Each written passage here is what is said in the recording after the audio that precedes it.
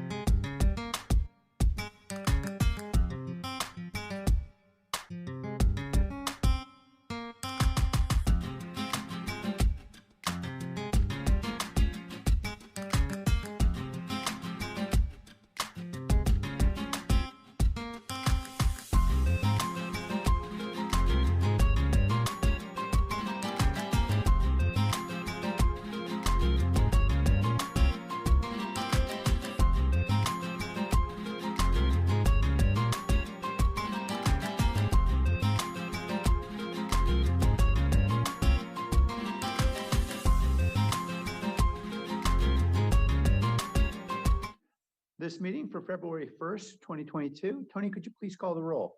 Jimenez. Perales. Cohen. Here. Carrasco. Present. Davis. Here. Esparza. Here. Arenas. Here. Foley. Here. Mahan. Here. Jones. Present. Pardo. Present. You have a quorum. Thank you, Tony. Councilmember Perales is here as well. Sorry, Mayor. Thank you. Thank you, Councilmember. All right, if you're able to stand, please join us as we pledge allegiance. I pledge allegiance to the flag of the United States of America and to the republic for which it stands, one nation, God, under God, indivisible, indivisible, liberty and justice. and justice for all. Thank you. Today's invocation will be provided by Richard Tejeda, founder and executive director of Saved by Nature. Councilor Jimenez will tell us more. Thank you, Mayor. Happy to share a little bit about the invocation by Richard Tejada. Richard Tejada is a co-founder and executive director, as you mentioned, of Saved by Nature. Saved by Nature's mission is to expose and connect people of all backgrounds, ethnicities, and abilities to the natural wonders and recreational opportunities of the outdoors. They collaborate with partners to ensure mental, physical, and spiritual healing in nature. Growing up in a neighborhood with drugs and gangs embedded in its culture, Richard is all too familiar with the social injustices that permeate underserved communities. At the age of 25, Richard found Saved by Nature when he bought an annual fishing license and parking pass to Santa Clara County Parks, where he began fishing at Hellier Park and Coyote Creek.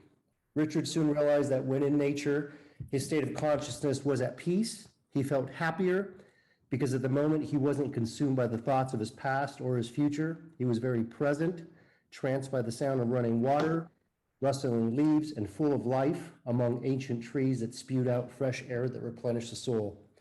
Richard worked hard to achieve a BA in Environmental Studies and a minor in Sustainable Water Resources from San Jose State University. Richard has had a successful career across several environmental agencies, nature's parks and reserves, including Coyote Hills Regional Park, Big Basin Redwood State Park, Guadalupe River Park Conservancy, Santa Clara Valley Water District, Natural Bridges State Park Beach, Castle Rock State Park, Coca-Cola Redwood State Park. He founded Saved by Nature in 2019, and in 2020, Richard was awarded the Environmentalist of the Year by the Santa Clara County League of Conservation Voters. Without further ado, here's Richard Tejada presenting today's invocation.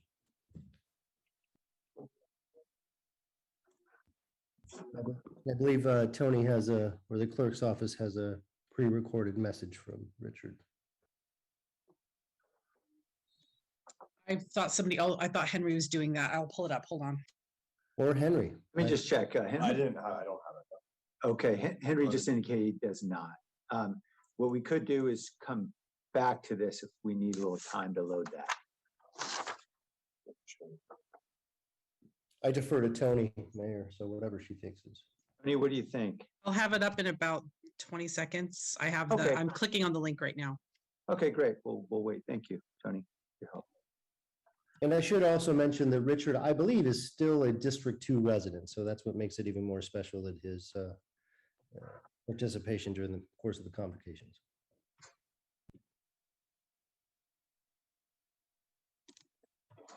Okay, I've hit play. I just need to pause it and then share the screen.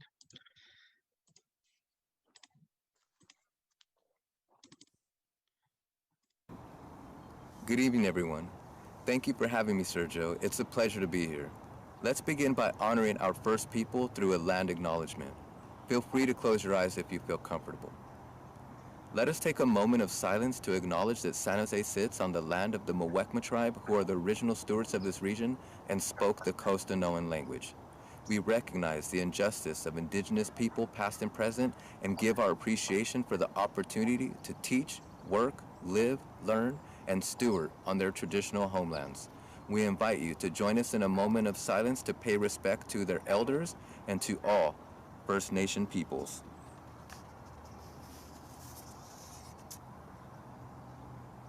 Thank you, and happy Black History Month, by the way. I like to read a poem called Dreams by African-American poet Langston Hughes. Hold fast to your dreams, for if dreams die, life is a broken-winged bird that cannot fly. Hold fast to your dreams, for when dreams go, life is a barren field frozen with snow. So dream on, everyone, and have a beautiful day. Thank you.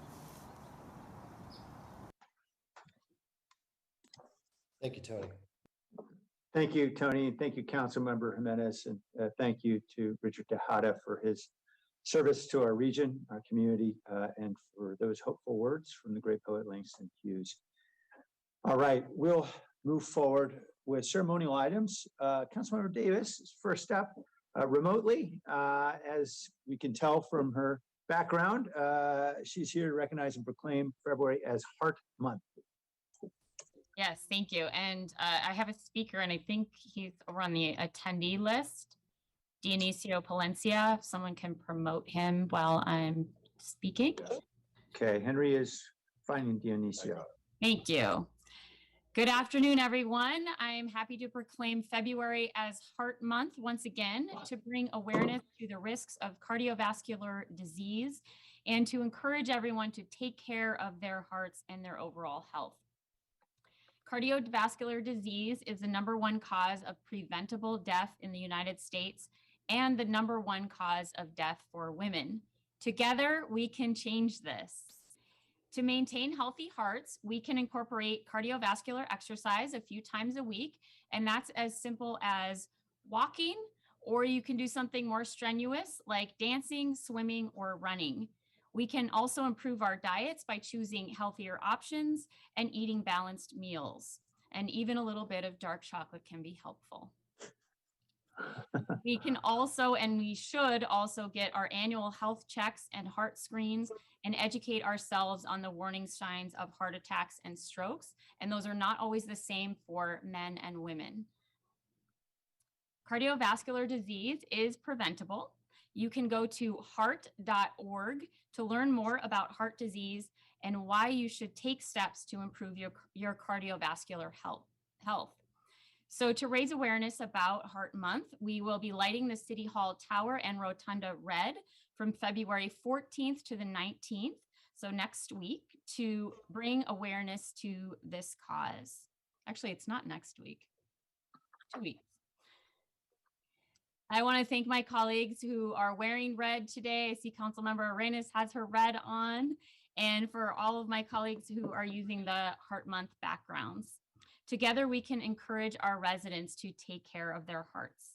And I will now invite Dionisio Palencia, the Director of Community Impact and Healthcare System of the American Heart Association, to say a few words.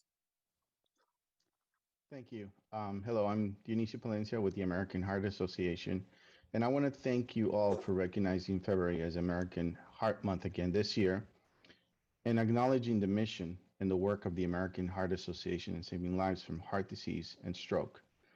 As a community impact director working in the public sector in the Bay Area and as a longtime resident of San Jose, I know that the health of the city's residents depends on all of us working together to ensure that all residents have what they need to live longer and healthier lives. The American Heart Association gratefully accepts this proclamation and the city's continued support of its work. With the entire gratitude of our staff, I want to thank you for your support. Dionisio. Thank you. And you had my attention at dark chocolate, so hopefully somebody can tell me how much I'm allowed to have. That'd be good. All right, we're on now to a proclamation from Councilmember Arenas to recognize and proclaim Lunar New Year, which is celebrated by several of our communities here in the city of San Jose. Councilmember Arenas. Thank you. I was doing a quick background switch to honor our very happy Lunar New Year. Chak Mung Nam Moy, Gung Ha Fat Choi. I hope I didn't do too terrible on that. I'm really honored to be able to proclaim Lunar New Year today, along with all of you mayor and council colleagues. As you all very well know, Lunar New Year is celebrated in the East and Southeast Asian communities and begins with the first new moon of the lunar calendar, which is today, and it ends on the first full moon of the lunar calendar on February 15th. Lunar New Year is an important time for our Vietnamese, Chinese, Korean, Singaporean, many communities that are here in our city and in our Bay Area to celebrate all special traditions and festivities that they hold dear to their hearts, including honoring ancestors, like we heard our previous speaker doing at the beginning of his speech, sharing red envelopes for prosperity, watching lion dances to bring good luck, and much more. The year marks the year of the tiger, which symbolizes bravery and strength, and that'll come very, very needed later on this year, and represents how resilient our Vietnamese and communities have been amid the rise in anti-Asian hate and violence. After over 2 years in the pandemic, we've learned that there is nothing more precious than the health of our community and our loved ones. I would like to wish all of the families out there who celebrate Tet and Lunar New Year a year of full prosperous health and happiness. The saying "Suk Kai Le Vong," or health is wealth, has never been more true. We are fortunate to have so many community leaders and organizations dedicated to preserving and celebrating Tet, Lunar New Year, and the diverse vibrancy of our community, which is why I want to recognize the work of the Vietnamese Cultural Tet Committee. You all were at the celebration this weekend at the Vietnamese Cultural, with the Vietnamese Cultural Tet Committee, and they hosted it over at the Viet Museum and the History Park. And this is where a lot of our Vietnamese community go to honor, celebrate, and welcome a new full year. So I want to thank Lillian Dang from the Vietnamese Cultural Tet Committee, who's going to speak in just a minute, Megan Tu, Williams, Duke Lam, Diep Lê, June Tran, Sam Ho, and all of the wonderful folks who continue to promote love, peace, and prosperity to our Vietnamese families, and for sharing all your special tradition with us. And like I said, I'll invite Lillian Dang, the CFO of the Vietnamese Cultural Tet Committee, to say a few words about their amazing work. Once again, Chak Mừng Năm Mới. Thank you so much, Councilman. And on behalf of the Vietnamese American Cultural Foundation, and I would like to thank the mayor, vice mayor, all the city council members to support us for the third festival. And we wish you all a very happy year. And we hope you every year you will support us. Thank you very, very much.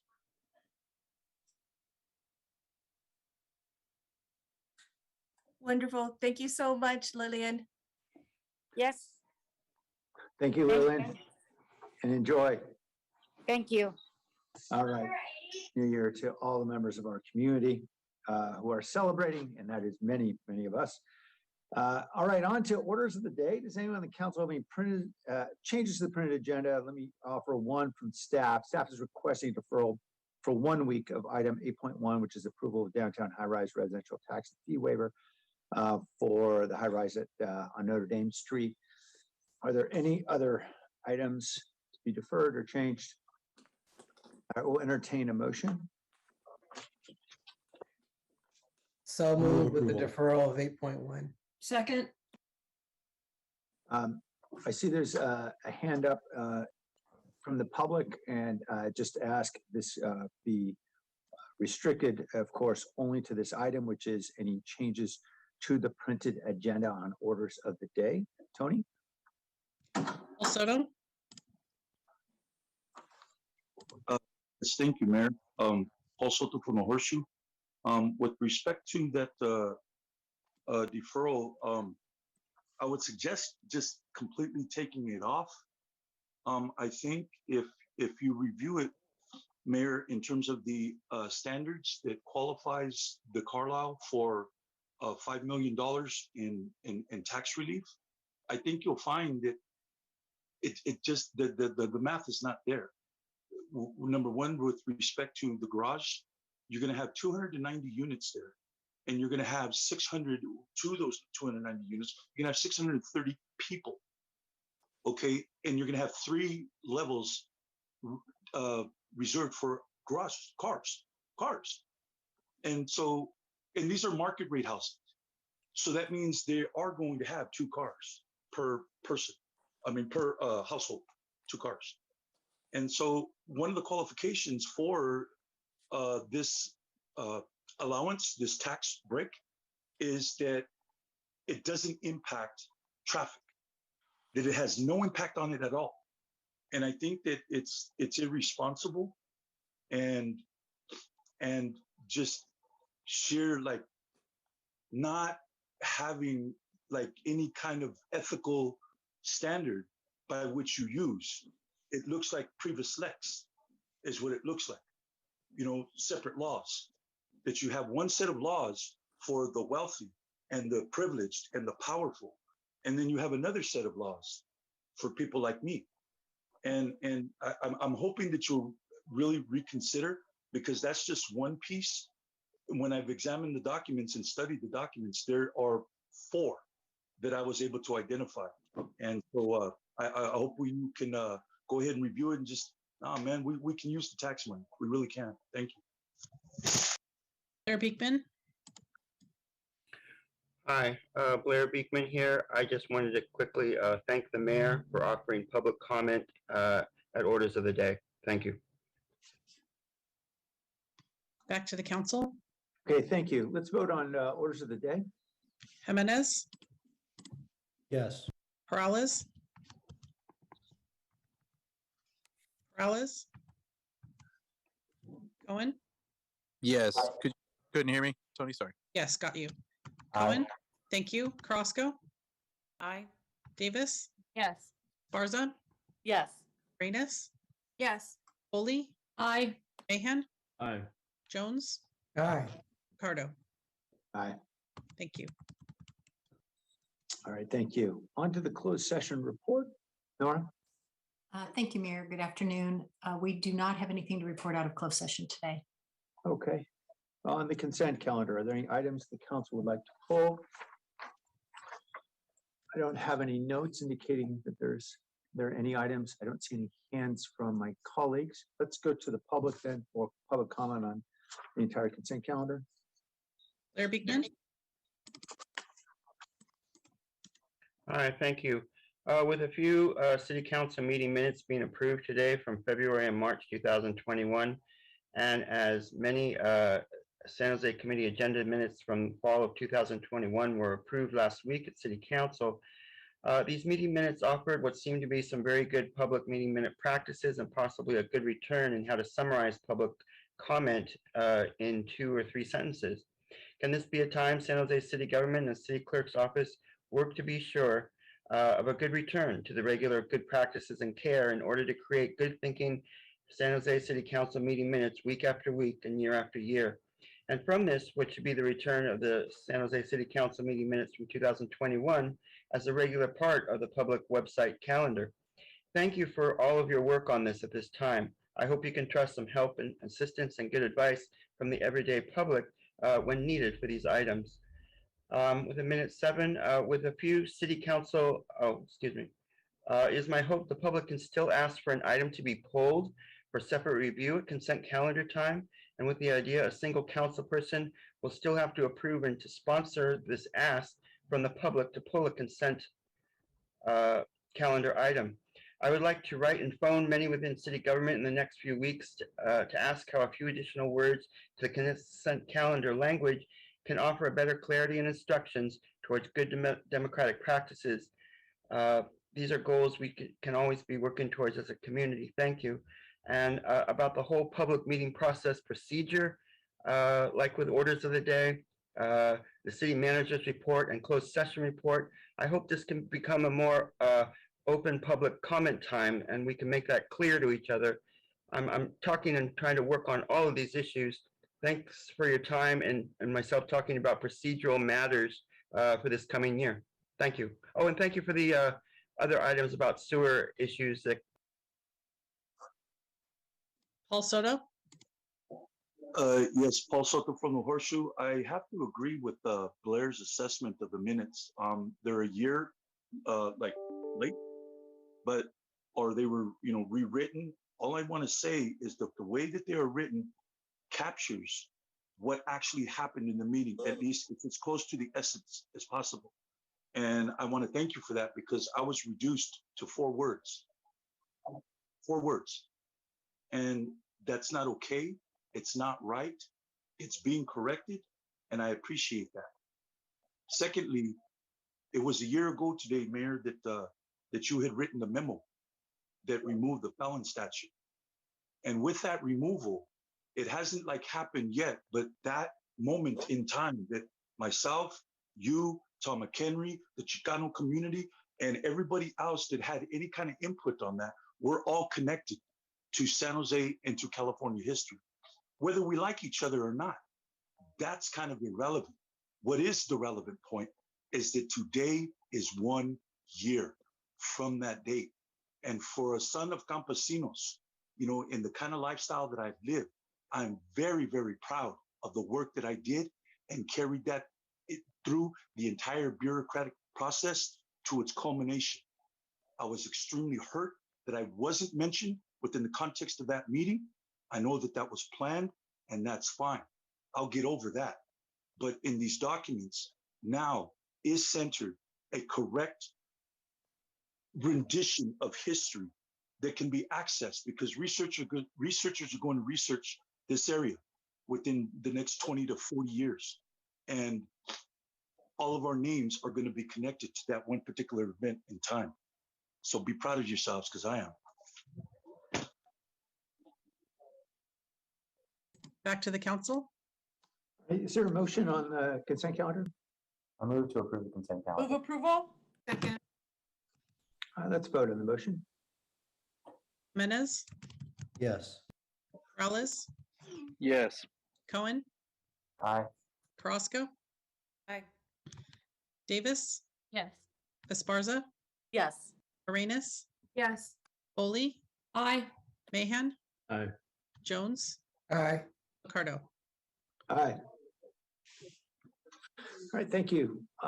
We're on to the report of the city manager. My notes indicate there's a presentation. Is that right, Jennifer? That's correct. I'm pleased to tell the council and the community about a recent award that one of our fabulous employees just received.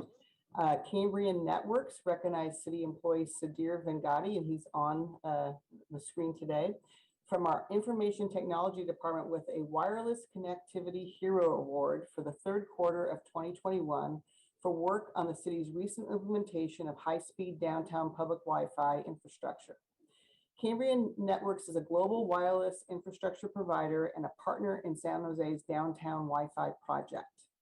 Officially launched in August 2021, San Jose's high-speed downtown public Wi-Fi infrastructure covers approximately 60 city blocks to provide free Wi-Fi access for residents, visitors, workers, and businesses. This project is a significant component in the city's digital infrastructure plan, supporting San Jose's smart city vision, our digital inclusion and broadband strategy, and supporting economic recovery for downtown businesses. Sadir Vengati was the projects manager for this initiative, representing multiple city teams.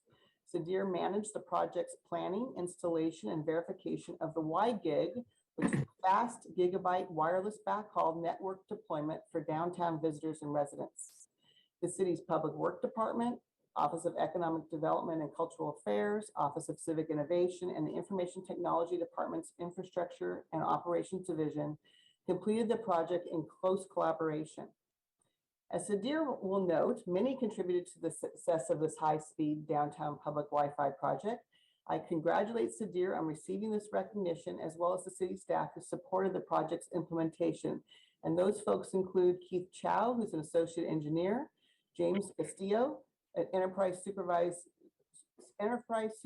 technology analyst, Ho Lam, who's an enterprise information technology engineer, Blage Zalalik, downtown manager, Vic Farley, senior executive analyst, Ed Kim, deputy chief information officer, Kip Hargness, deputy city manager, and Dolan Beckel, our director of civic innovation. Thank you, and join me in welcome and congratulating Sadir. Thank you all very much. Appreciate it. Thank you. Great work, Sadir. Congratulations. Thank you. I appreciate it. All right. Does that conclude your report, Jennifer? Yes, that concludes my report. All right. Any questions from my colleagues? All right, we'll move on then. On that happy note. Let's go to 3.3, which is the conditional vacation of a 10-foot wide public utility easement on University Avenue. Move approval. Second. Second. All right, Tony, let's go to the public. Claire Beekman. All right, with the last item and with this item, a quick reminder and the importance of good open public policy practices in the future of Wi-Fi for downtown and Wi-Fi in general, and 4G and 5G and bridging the digital divide issues. It's the open public policy ideas and its accountability process that public can ask and you can answer easily and freely. That's important goals we should always be considering and working towards. And good luck in those efforts. There's ways to help make that process a lot easier for ourselves than it used to be 5 or 10 years ago. And that's a blessing. And we should really be thankful for that and want to always work on those policies as good practices for ourselves and what can be a real more positive, sustainable future without war, without harm, and ideas of peace and true sustainability, positive sustainability. Thank you. Paul Soto?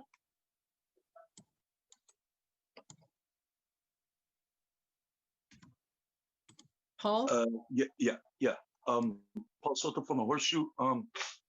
Just anything having to do with University Avenue and them receiving like any kind of of funding from the city in order to make their lives more convenient and more sustainable, whatever kind of adjective that you want to use to describe it.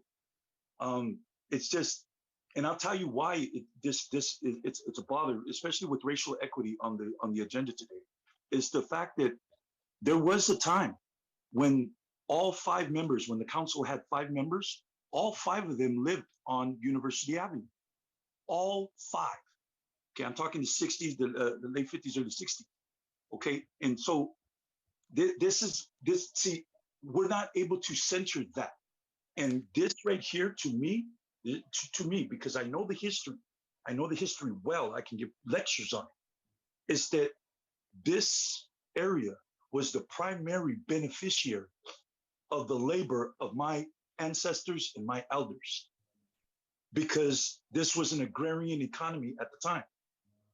And so now they are, number one, getting all of these millions and millions of dollars in equity. I'm talking millions over the past 10 years.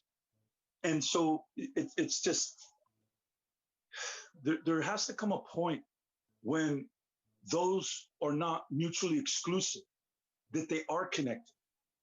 And that sometimes, considering that they have Prop 13, saving them from, they're getting a tax break there, and considering that they're making 17 to 24% per year of equity on those homes, I think they can go ahead and flip the bill themselves. Thank you. Gabby Mendoza? Yeah, I think we can use our money where it's needed the most. I don't think something for a vacation when, especially the councilwoman from District 6 complained about sewer problems, but they want to put forward something with a vacation. I think we should be focusing more in building housing, okay? And affordable housing, not housing that is not going to be able to sustain all the workers, all the projects that coming up are going to require. So please do the right thing, and I hope we keep doing the right thing. And thank you for all the speakers for you speaking. It gives me more courage to be in these meetings and caring about my community. Thank you very much. Back to council. All right, thank you. There was a motion, wasn't there? Yep, okay, let's vote. Jimenez? Yes. Peralez? Yes. Cohen? Aye. Roscoe? Aye. Davis? Yes. Esparza? Yes. Arenas? Arenas? Foley? Aye. Mahan? Aye. Jones? Aye. Liccardo? Aye. Thank you. All right, item 3.4 is the definition of racial equity. There's a presentation.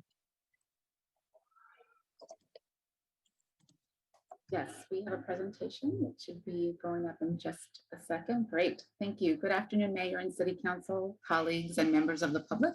My name is Sulima Maciel. My pronouns are she, her, ella, and I'm the Director of the Office of Racial Equity. I'm joined today by Dr. Andre Lockett, a member of my team. I'm here to present the revised definition of racial equity, and you may recall that back in November 9th of 2021, the November 9th council meeting, the city administration presented a proposed definition.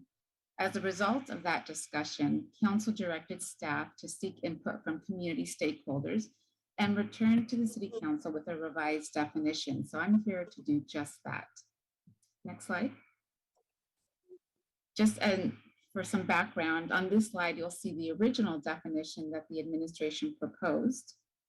And on the following slide, you'll see the suggested language from council members Arenas, Carrasco, Esparza, Jimenez, and Perales as written in a memo for the November 9th City Council meeting. This created an excellent opportunity to further reflect on the definition. And during that meeting, a few council members expressed urgency for the need to have input and feedback from community members.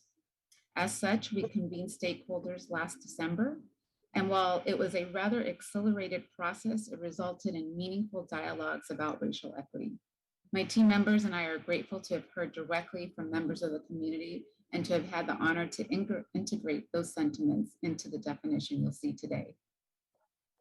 On the next slide, you'll see that based on the feedback from various community stakeholders, not only in the convenings, but phone calls and emails, as well as further research from other cities and jurisdictions, we crafted a statement that includes both a process and outcome.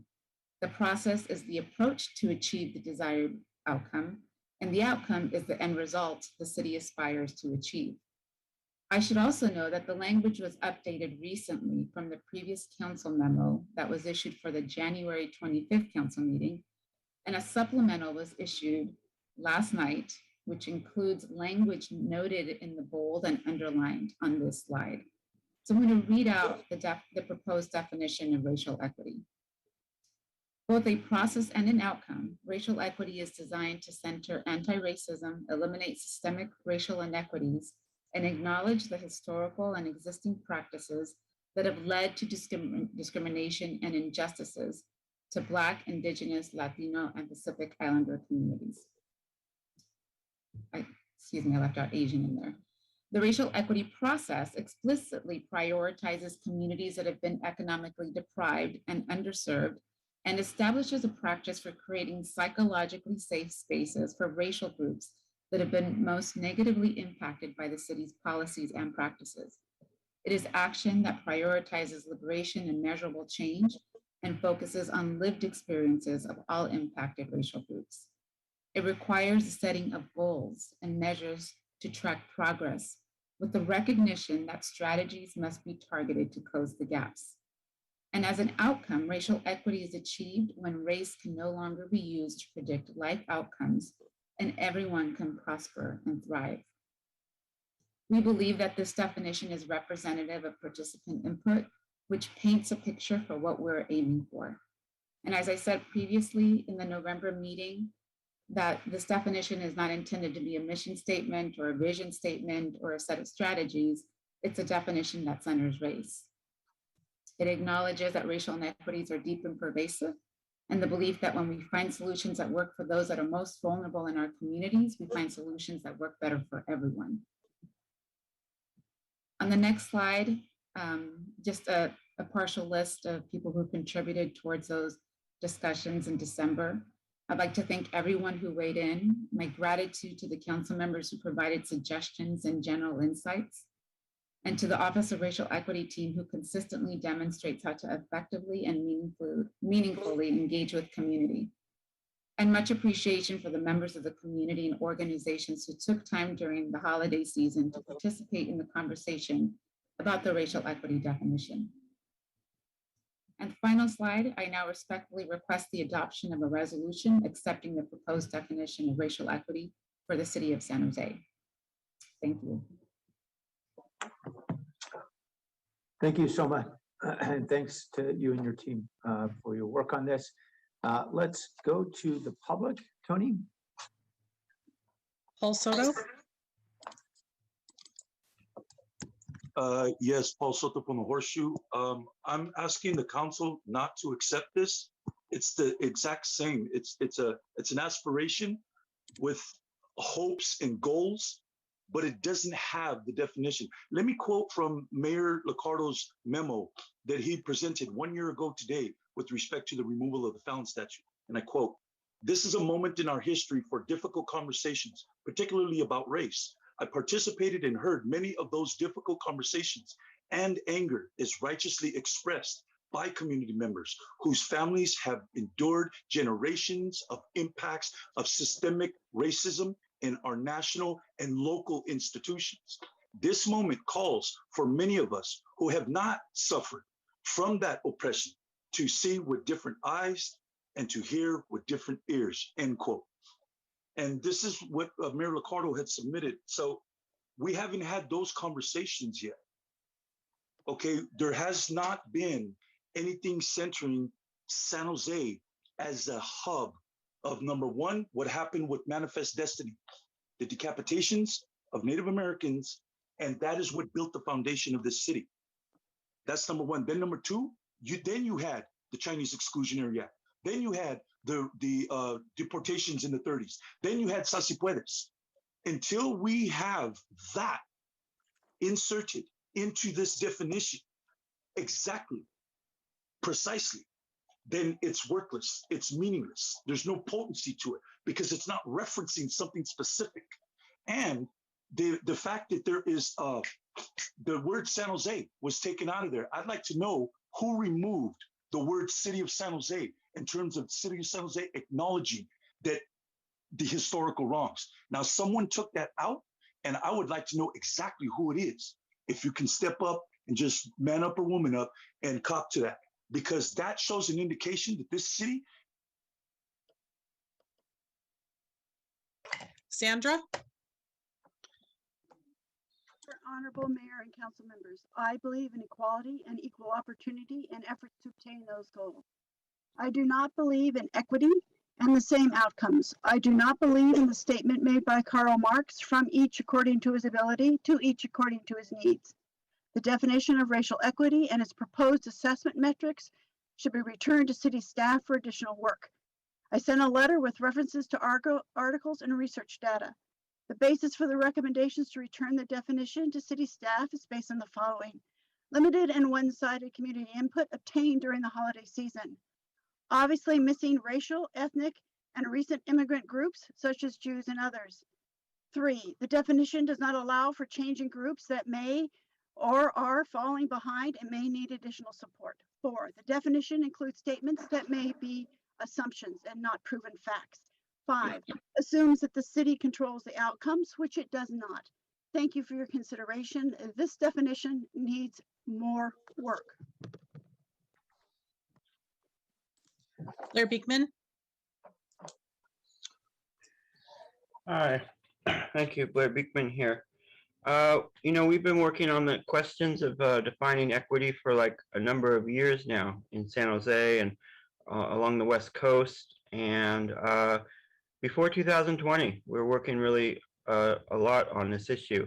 I think we're really trying to work towards a goal of narrowing the definition and not being used so abjectly and freely, I guess, as it was. It's nice for everyone to be included, but for myself, it's just it's an important reminder that the ideas of equity mostly should be based on people of low income who do not simply have the same advantages and choices that people have who do have higher incomes. And how can we help these groups of lower income people have the same advantages and the same choices available to them? That's an important beginning first step. I think we're trying to better understand and work towards now. And I thank yourselves for those efforts. And good luck on better defining these issues. And I hope we continue these sort of efforts, how to define things and bring them back to some original good purposes.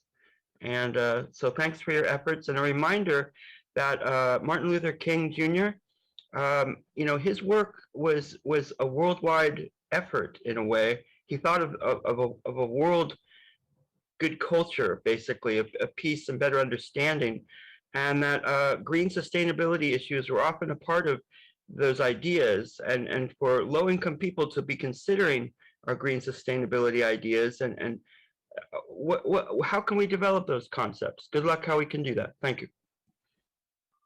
Jeff, Christina. Thank you, Council and Mayor, for having me today. I appreciate it. I'm commenting because this is not a definition. So I hope that you're able to send this back to staff to create a specific and descriptive definition. And as a couple points, affirmative action was voted down twice in the state, once in 1996 and one just 2020. And yet this is possibly a more far-reaching version of it. The language in this is, as proposed, is discriminatory, and it feels like it's discriminatory specifically against straight white males. And I understand that's an attempt to be inclusive, but in my interpretation of the language, which it is not very well described, is specifically against me and only against straight white males. Now, I don't believe that discrimination can successfully be fought with discrimination, and oppression cannot be overcome with oppression. And so I disagree with this and believe that there needs to be a more narrow definition. And one thing I wanted to point out too is, Dr. Martin Luther King said, if we do an eye for an eye, tooth for a tooth, we will be a blind and toothless nation. And what this is presented, is to really push to make sure that because of injustices in the past, we're going to create injustices currently. And that doesn't make any sense. A lot of what I see and what I do is for my children. And I'm not looking to teach them to be discriminatory against other people or to accept it in their own lives. And as this is discriminatory against me, I will not accept it. Thank you. Ryan. Thank you. I'd like to, I think it's somewhat included, but people with severe or moderate developmental disabilities, their unemployment rate is about 95 to 98%. People with moderate disabilities, developmental disabilities, it's probably between 70 and 80%. Thank goodness California has the Lanterman Act that protects the population. But just in my experience of about 42 years, people magically get healed after they get out of high school. And then the funding drops by about 96% from the K-12 post-secondary. When they get into the adult, quote unquote, day programs, the funding drops about 90%. We are expected to do the same exact work or more. And we're held very strictly accountable to this. And I would really like to see that population inclusive in actually working. And I brought it up before and we'll bring it up again. This population has some of the best work ethics. Once they learn a task, they are dedicated to it. And I have to agree with what Mr. Soto says. There's a lot of things that, for lack of, not to get too much into really, there go I, but for the grace of God, it only takes one event, a cognitive event, a car accident, some kind of reaction to chemical for all of us to wind up in the same boat. We're very frail creatures. So if this thing is put through, it really is for all of us. Because if not all of us are included, none of us are included. And I know that sounds sort of cliche, but you look at history from the Greeks, Mesopotamia, through the Romans, even into the British Empire, it goes without saying, and you can see it happening on the front page here in this country. Thank you. Back to council. Thank you. Councilmember Sparson? Thank you, Mayor. I wanted to thank staff for following up and reaching out to the community, to community groups, including community groups in this, and the work that went into crafting this expanded definition.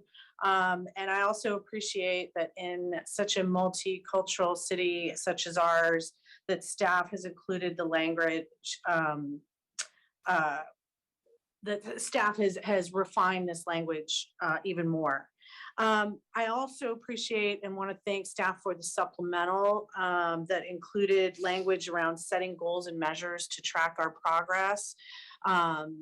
That was approved by the council unanimously when this first came to council in November. We can debate semantics and definitions all day, but if the work that we do doesn't lead to tangible, measurable results, then what are we doing? This is what our communities are relying on us for. And that component is absolutely critical because our residents don't need rhetoric, they need action. And I wanted to actually highlight one of the key, to me, a really important component to this work that I don't want to get overlooked. It's the last sentence. As an outcome, racial equity is achieved when race can no longer be used to predict life outcomes and everyone can prosper and thrive. And this pandemic has shown us that race has absolutely been a predictor, unfortunately. And so with that, I'd like to move approval. Second. Thank you. That's it for me. Thank you. Are there other questions or comments? Vice Mayor Jones? Thank you, Mayor. I need some help trying to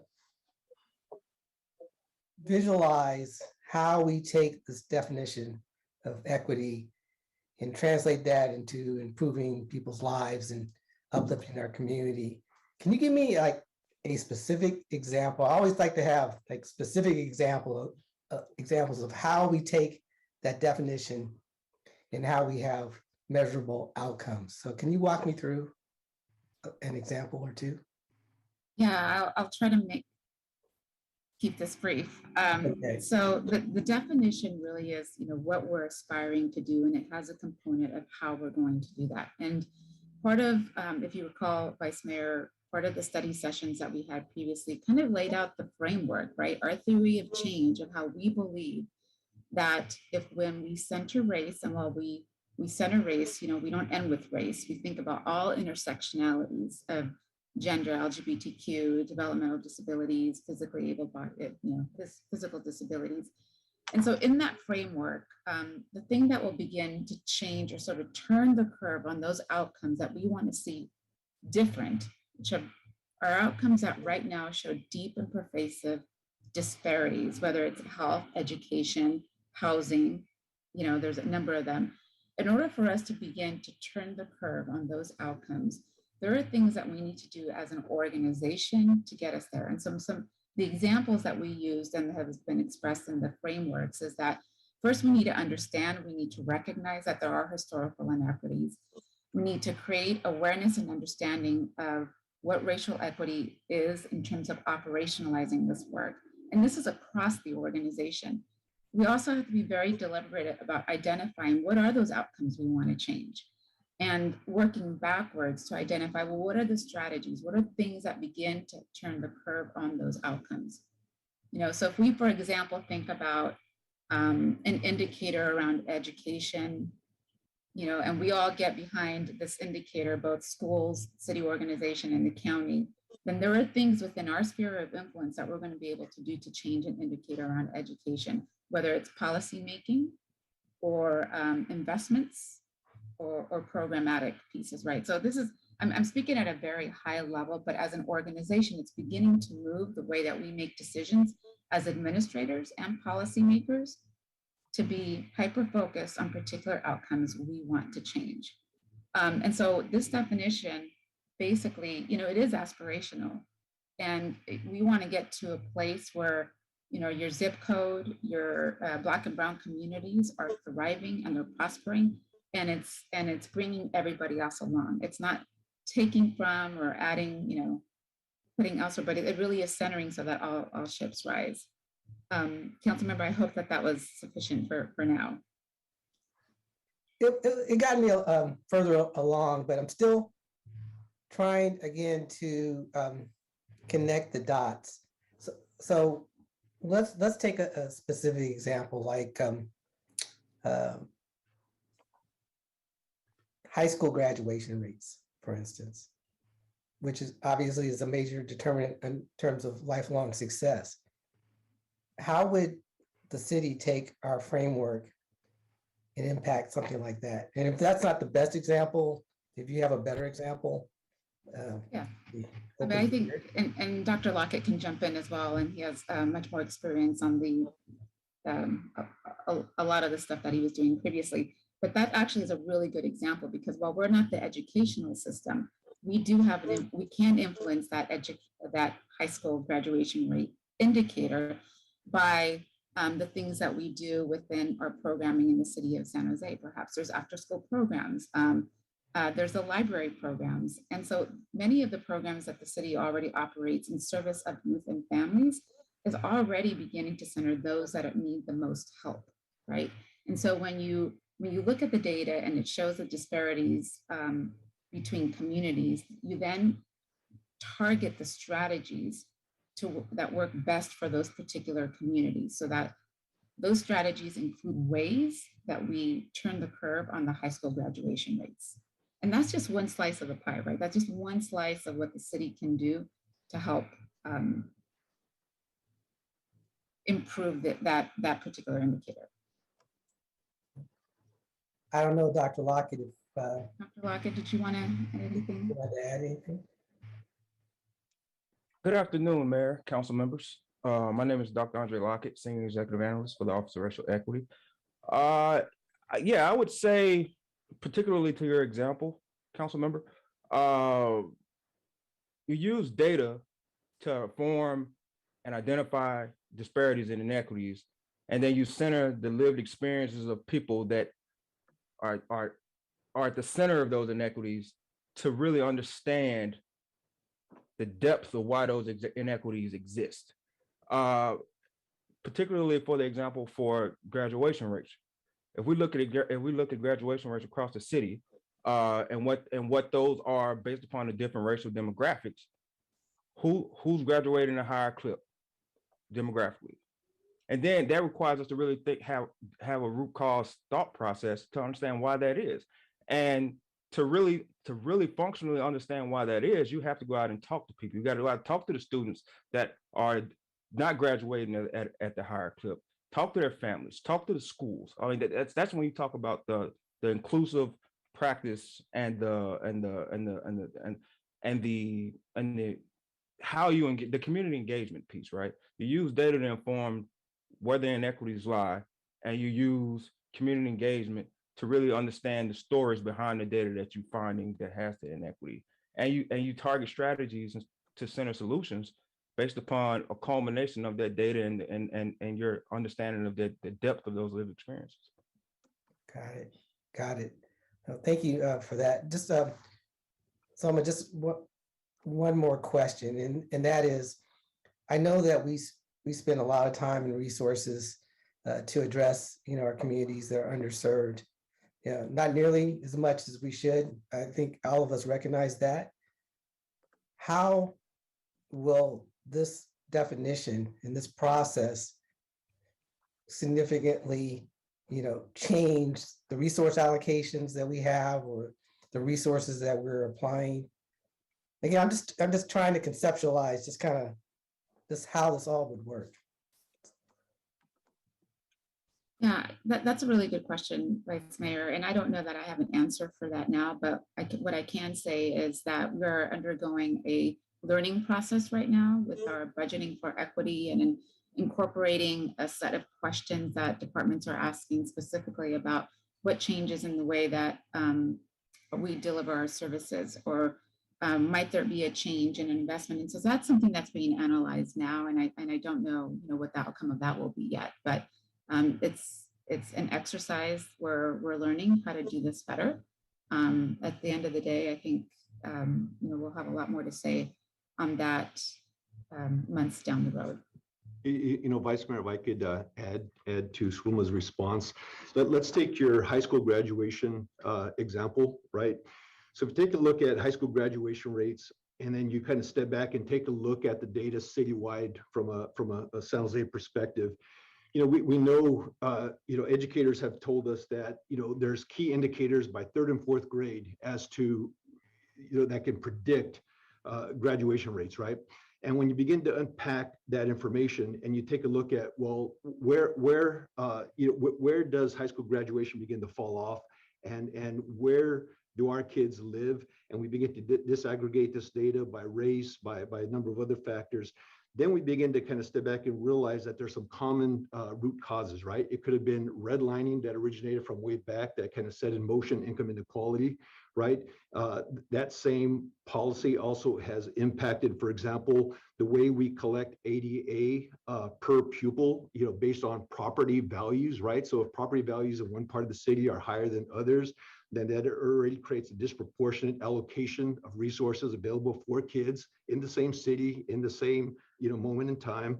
And then you factor in other risk factors such as poverty, academic underachievement, less access to public health, et cetera.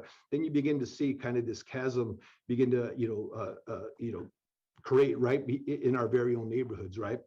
And so when we take a look at this definition, our goal is to really apply this definition really with the lens of what do we do about that fact, right? Because these are San Jose kids, and we are seeing that there's a key discrepancy between some kids coming from one part of the city versus kids coming from another part, and it almost always points to access to opportunity or access to resources, right?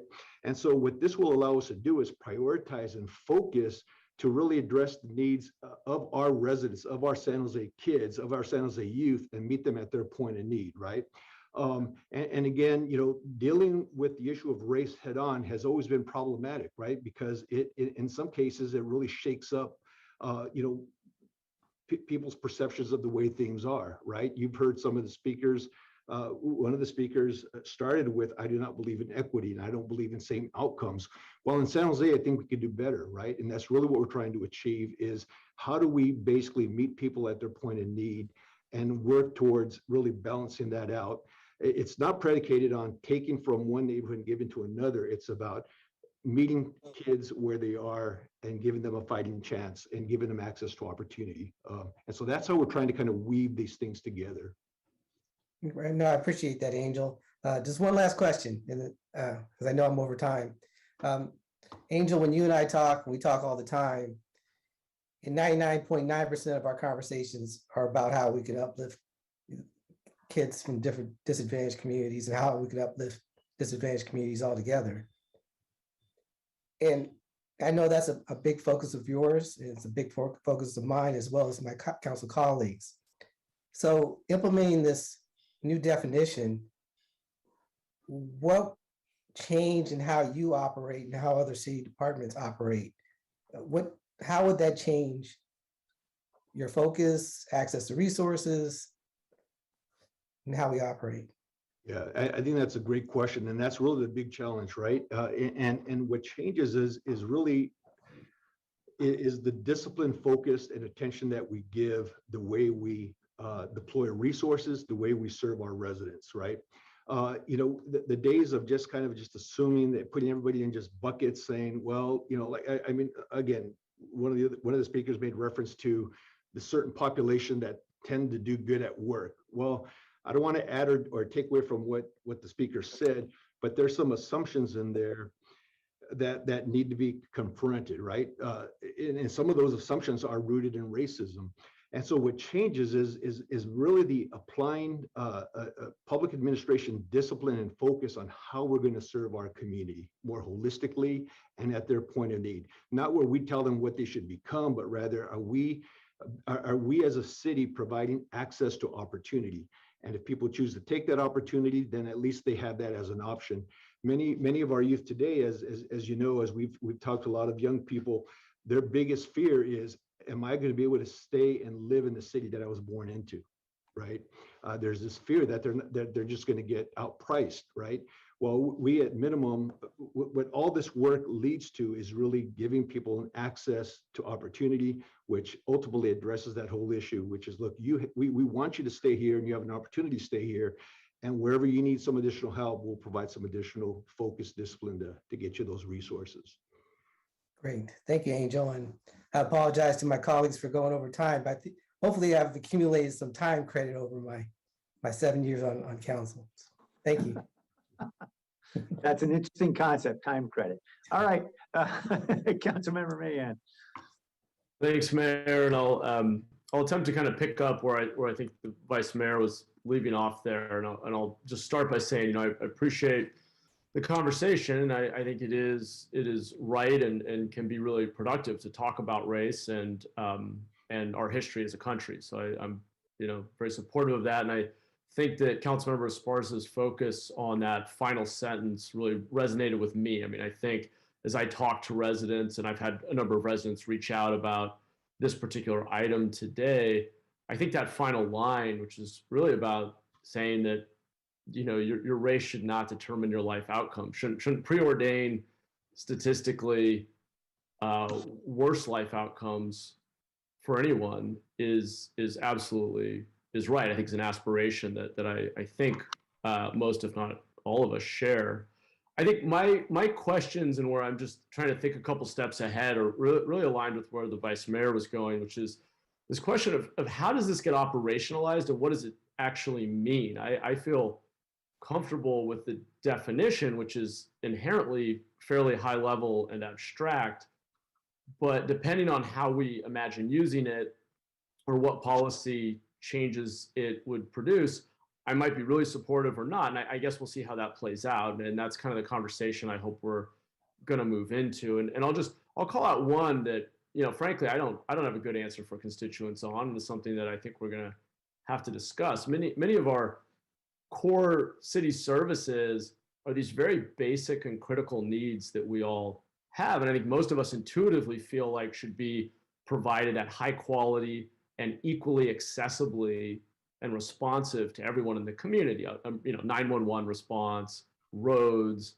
parks, and certainly identifying where that's not the case is important, because every resident in San Jose deserves to benefit from those core and basic services equally well and have access to them and benefit from them.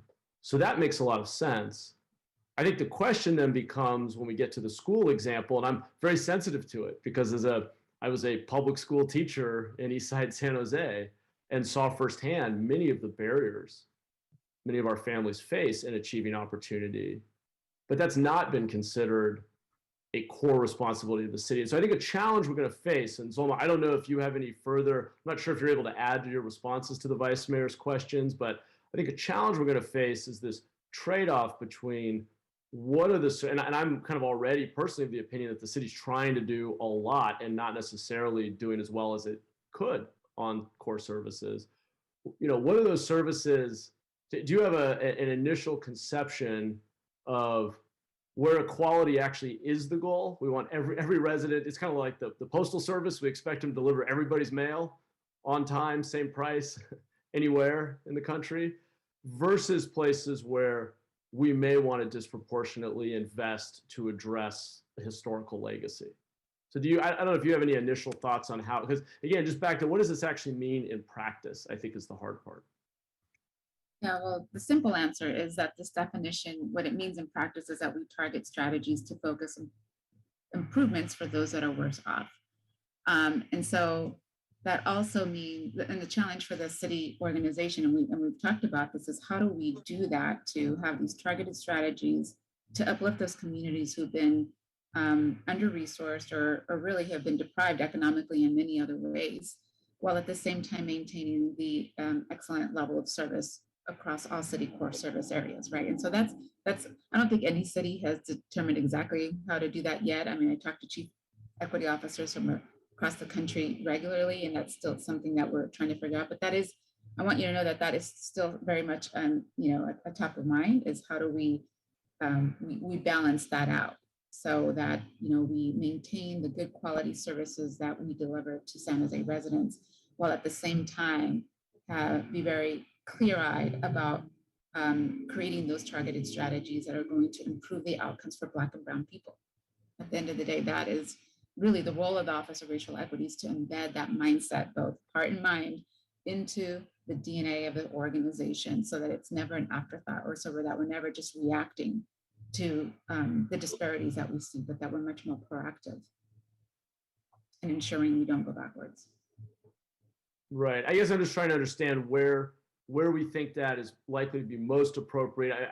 I would find it unlikely that we would say we're going to have faster 911 response times or more frequent trash collection in certain neighborhoods because they are lower income or have faced more of a legacy of oppression. So I feel like there's probably, whereas the school outcome one is a really good one, and maybe we do need to focus more on after school programs in certain zip codes. And that makes a lot of sense to me. So I guess I'm trying to understand how deeply we've gone into thinking about, maybe this is just a conversation we'll have to have in the months ahead on council, what is most appropriate as a basic guarantee that all residents and taxpayers can rely on versus more disproportional investments. Has your office gotten into that level of thinking yet? Not across the entire department, all the departments, but I can tell you the departments have begun that work. And so, thinking deeply about what in their core service areas can they add, embed this racial equity lens on. It's not everything right away, right? This is going to take a lot of time to learn how to do correctly, to have that critical, build a set of skills to do the critical analysis needed. And so every department is engaging in these conversations, and I'm not in all of them, but there's movement forward on them, and I'm very optimistic about the work that they've already done. And Councilmember Mahan, when you take a look at, for example, you mentioned disproportional investments.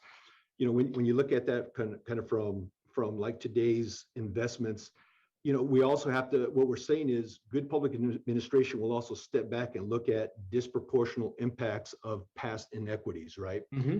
And although we can't turn back the clock and correct every single inequity, what we can do is recognize those disproportional inequities from the past and form a bridge around how do we, number one, prevent them from reoccurring, and number two, and more importantly, how do we address them? So for example, I think that even requires that we take a closer look at all core services, but even those core services that really ultimately are going to determine the quality of our city in the future, right? So for example, the education one is directly, the educational example is directly linked to a well-educated and prepared workforce, right?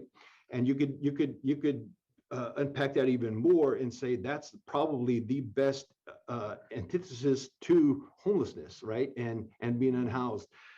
And so there's so many connecting points. And although this work doesn't intend to solve every single issue citywide, it does intend to really use this definition and implement a framework that just does a more intentional job of creating opportunity for everybody, right? Yeah, no, I appreciate that, Angel. And I'm not debating you on that. In fact, I think the example's a really good one, and something, as I mentioned, that I'm intimately aware of and think a lot about and have lifelong commitment to. I think it's more the question. I think we will be asked the very hard question across the city of all residents of what is the basic commitment the city makes to all residents and to all taxpayers and to all, and I think we need to have a conversation about what are those basic service levels and commitments that we actually do think are sacrosanct and that any resident, no matter who they are, where they live, can rely on. When they pick up the phone and call 911, what is the commitment we've made to them? For example, when they drive down a road in San Jose, what is the commitment we've made to them? And that doesn't mean that there isn't room for also doing what you're talking about. I don't think it's either or, and I'm not arguing that. I'm not trying to debate that point. I'm saying that as we take a definition that I think we mostly agree on and sounds really aspirational in a good way, I also think we have to think about the real challenges of operationalizing it. So I'm excited to hear the reflections of each department, but I'm trying to kind of think a couple steps ahead to where, and I think this is kind of where the Vice Mayor was going with his questions. What does it mean? What does it actually mean as we try to operationalize this or discuss this in the context of a budget and the expectation that all residents have around certain city services. So I'll leave it at that. I mean, I think I sort of raised the point. I'm not arguing against the definition necessarily. I'm more just trying to identify where I think this conversation is going to get more real and more complicated, frankly. And we're going to have to be able to communicate with our constituents where we're actually trying to go here. Yeah. So I just wanted to raise that. But I appreciate the dialogue, and thank you, everyone. Thank you. Councilmember Prowse. Yeah, thank you, Mayor. I apologize, I'm having some connectivity issues here, so on my cell phone. So first off, I want to say thank you to staff for your work on this effort and for going back out to the community to be able to build a more comprehensive definition. When my colleagues and I first put forth the effort on creating this new office of racial equity, I think the question that we're now hearing talked about, that's exactly right, the end goal that we were looking for and that we're all striving towards is to really be able to identify in our community those with the most need, and specifically those that we know who have been predisposed to the inequities and a lot of the historical unjust and racist laws that were perpetrated by the city and that we still struggle with today, that we find ways to right those wrongs. And I will mention, because I know it was brought up by Jeff Christina, that I will mention that if we are attempting to right wrongs that were perpetrated literally over hundreds of years, in order to try and center that, you are not going to be able to come back to the center and balance those inequities. Inevitably, you have to look at where the inequities have lied, and you have to be able to identify them and then provide resources to communities that have a greater need. And in lifting the boats for those individuals, ultimately we can finally lift our entire community, and not just particular members of our community, as laws and policies and practices have perpetrated over the last couple hundred years. And so, yes, it is painful to, I think, to recognize that if you are specifically a white male, that, as we know, it's no secret, the history of laws here in this country favored white males for hundreds of years. And so, I think that if you can own that fact, then you have to be able to own the solution. Is going to require now really identifying how we are going to lift up everybody else that was neglected, including women, right, as we've been attempting to do over the decades. And so I think that's a reality of the solution that we're looking at. And I just wanted to conclude with an example for my colleagues, but mainly for our vice mayor, because I know our Vice Mayor Chavez, you were asking for some specific examples. And so I wanted to see if I could use my own personal perspective to help provide that, especially as I grew up in D1 and the perspective comes from within your community. And I'll stick to the example of schools and graduation rates as well. So I grew up in District 1, a street called Greendale Way, and Chaffee may be familiar with that. A smaller, lower income community adjacent to the San Jose Gardens, a predominantly low income Section 8 housing development.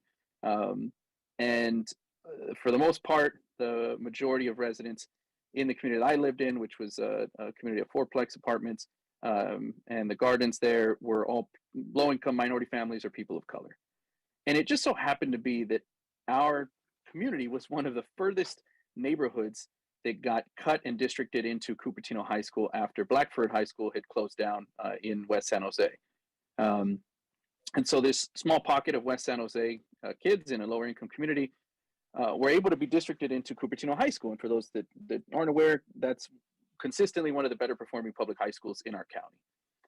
But not everybody at Cupertino High School excels.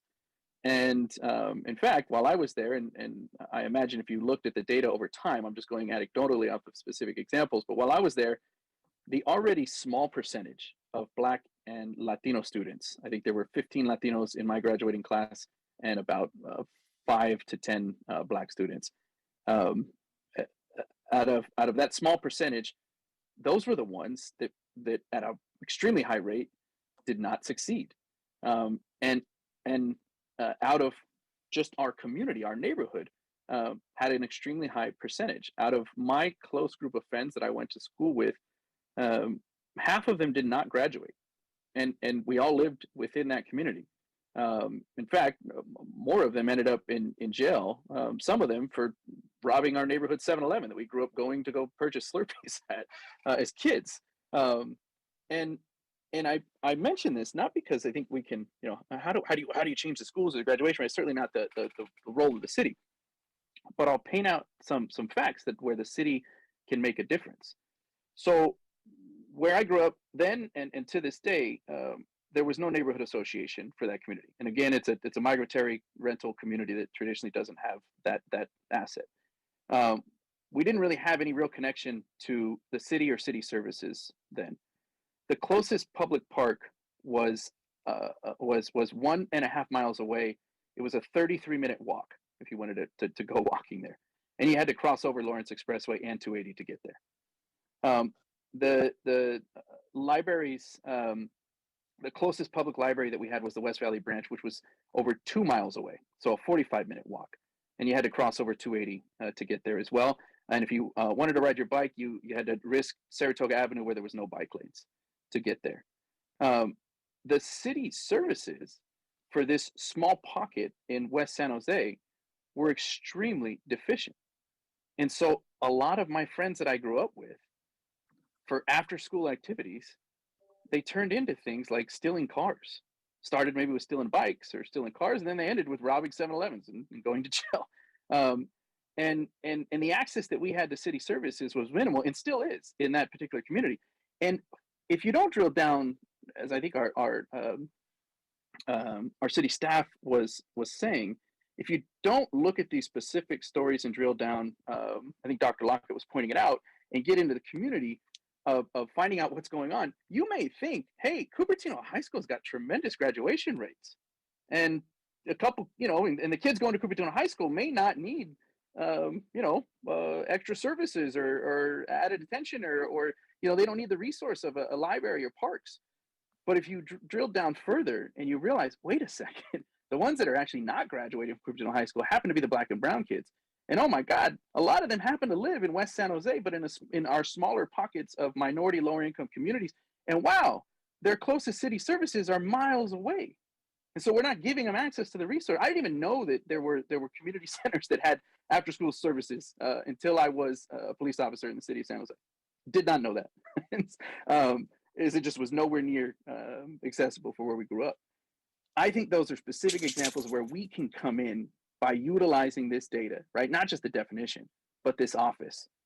And then utilizing that data to come in and figure out where we can augment or supplement or fill the gap in services that the city can provide. And I can guarantee you those things would have changed the trajectory of some of my friends' life, still could for kids today.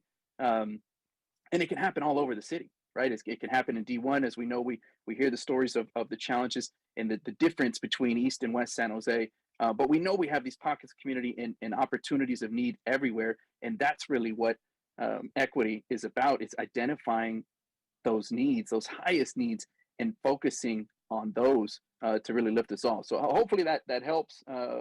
And I appreciate, again, the work and look forward to this passing today, but then more importantly, look forward to the work ahead. And I'll end it by saying, I think the definition itself, right, much like anything else, it should be something that is, it's necessary, not necessarily frozen in time, but it's changing through time as we, we're working in this and seeing the work of the office, in 5-10 years from now, we're looking at this definition and looking at the goals of the office and are willing to adapt and see where those additional needs, where new needs may be. And that would include, I think, the overarching definition in the North Star for the office. But thank you. That I'll end it there. Thank you. Councilmember Rennes. Thank you. First of all, I just want to thank Surma and your team, Angel, for your leadership.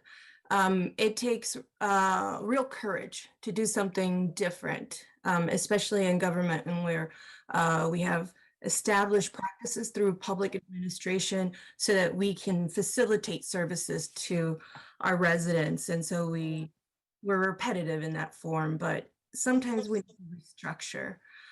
Are you all hearing me well, or should I take off my video?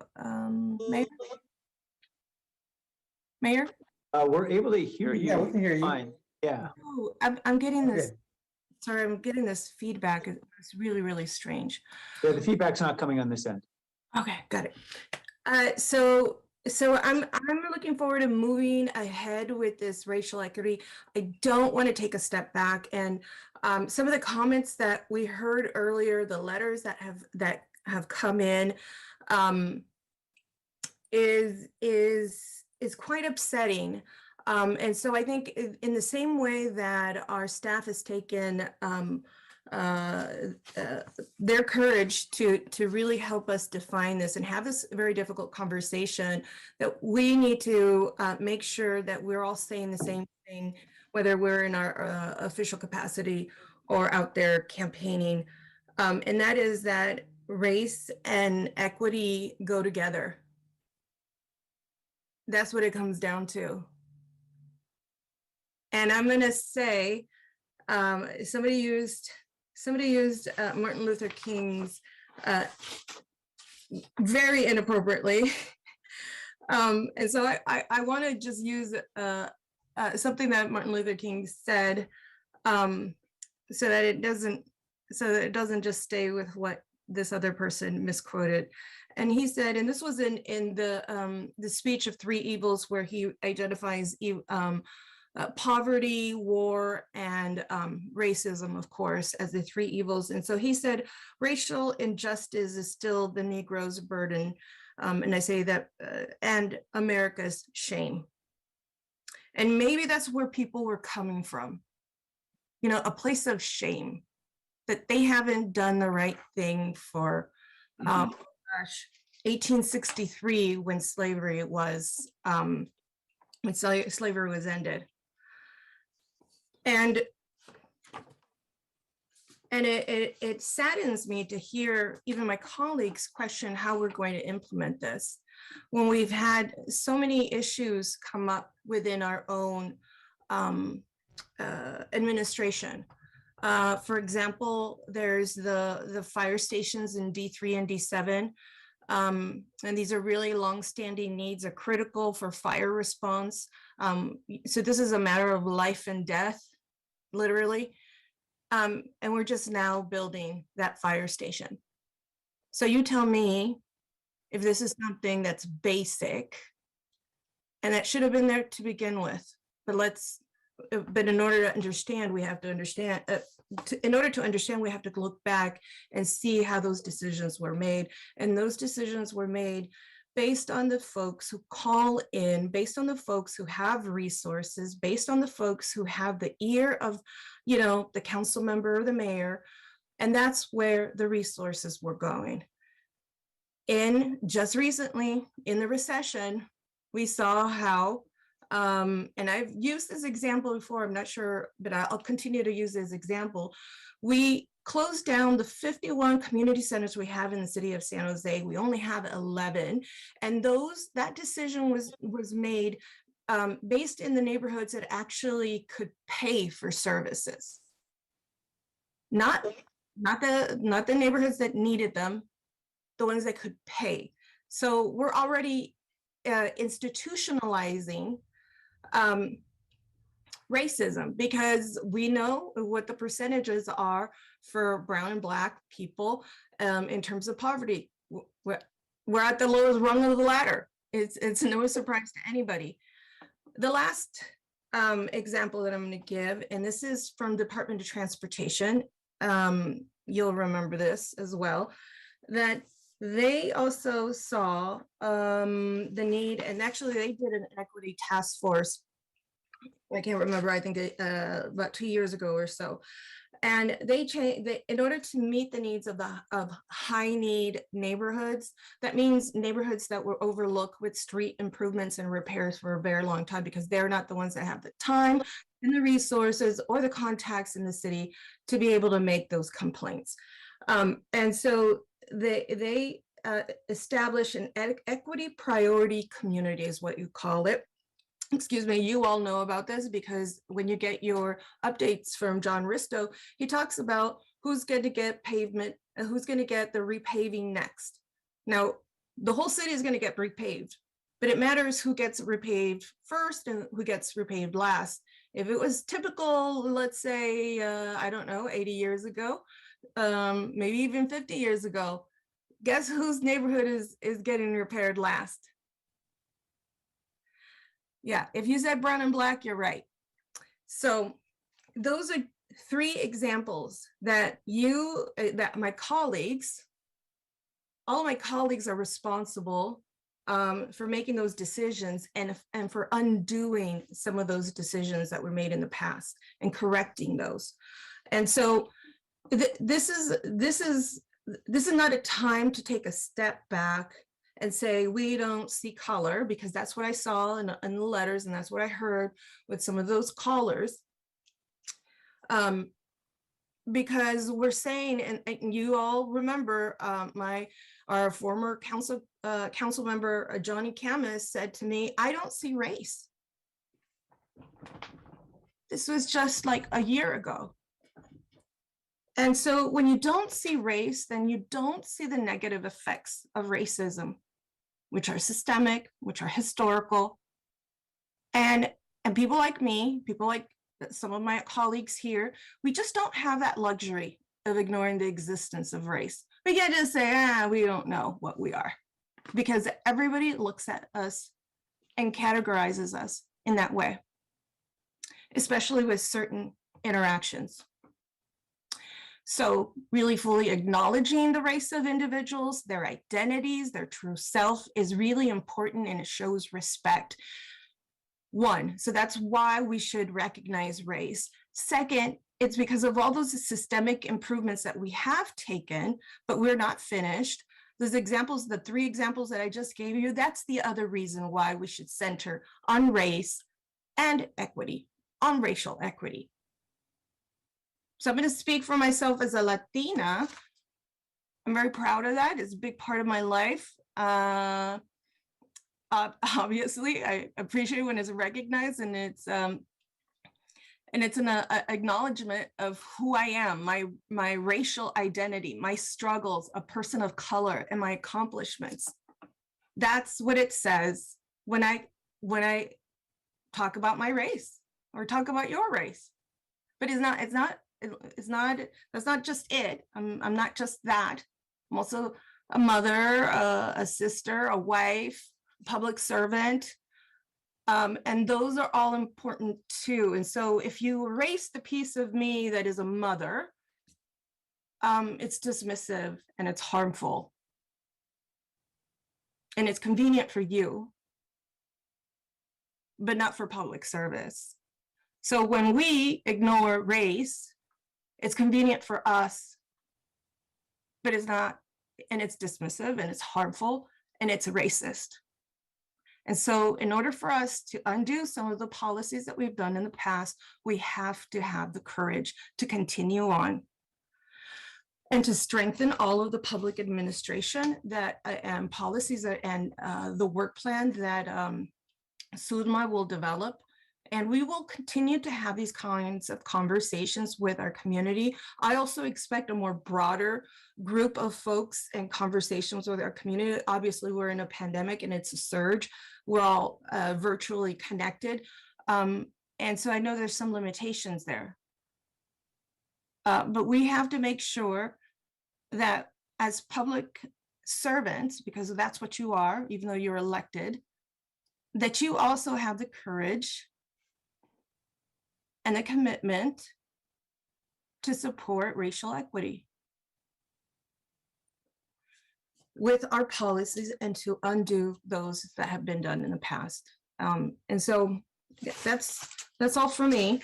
But I hope that we can progress and move beyond this question of whether you're qualifying your answer. Well, I don't know until I see what I see, how how the money gets spread out. Oh, if it's not divided by 10, I just can't take it. That's not equity for me. We have to make sure that we're okay with giving more to those folks who need it and whose neighborhoods need it. That's part of racial equity. All right, I'm done. Thank you. Thank you. Councilmember Carrasco.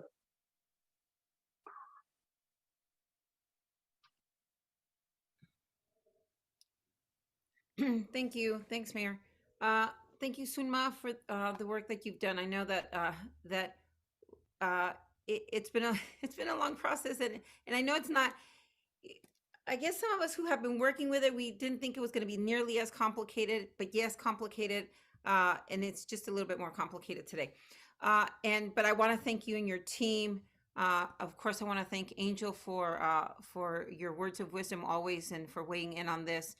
And just, I don't want to prolong this because I think we should have put like a big a disclaimer and a trigger warning on this, because what I want to say is really simple. For those who have never dealt with any sort of oppression or history of oppression, or who have never dealt with the sting of racism, or who have had that history, then this issue is I guess questionable and dubious. And I think maybe that's where some of the questions are coming from.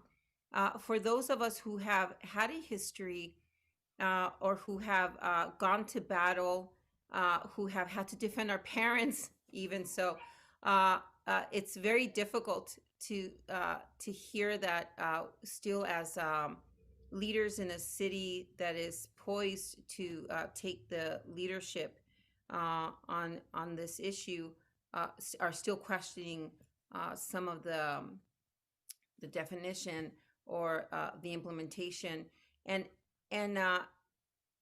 we've all heard that sometimes in the questioning we really are just restating our own answer or our own doubt about it.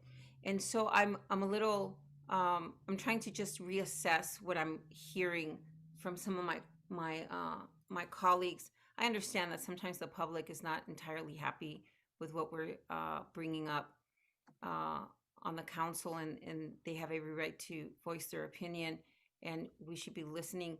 But this is what we've been dealing with, especially since we've been dealing with the pandemic, and so many of the racial inequities have really resurfaced, and have been highlighted due to what has taken place over the last 24 months.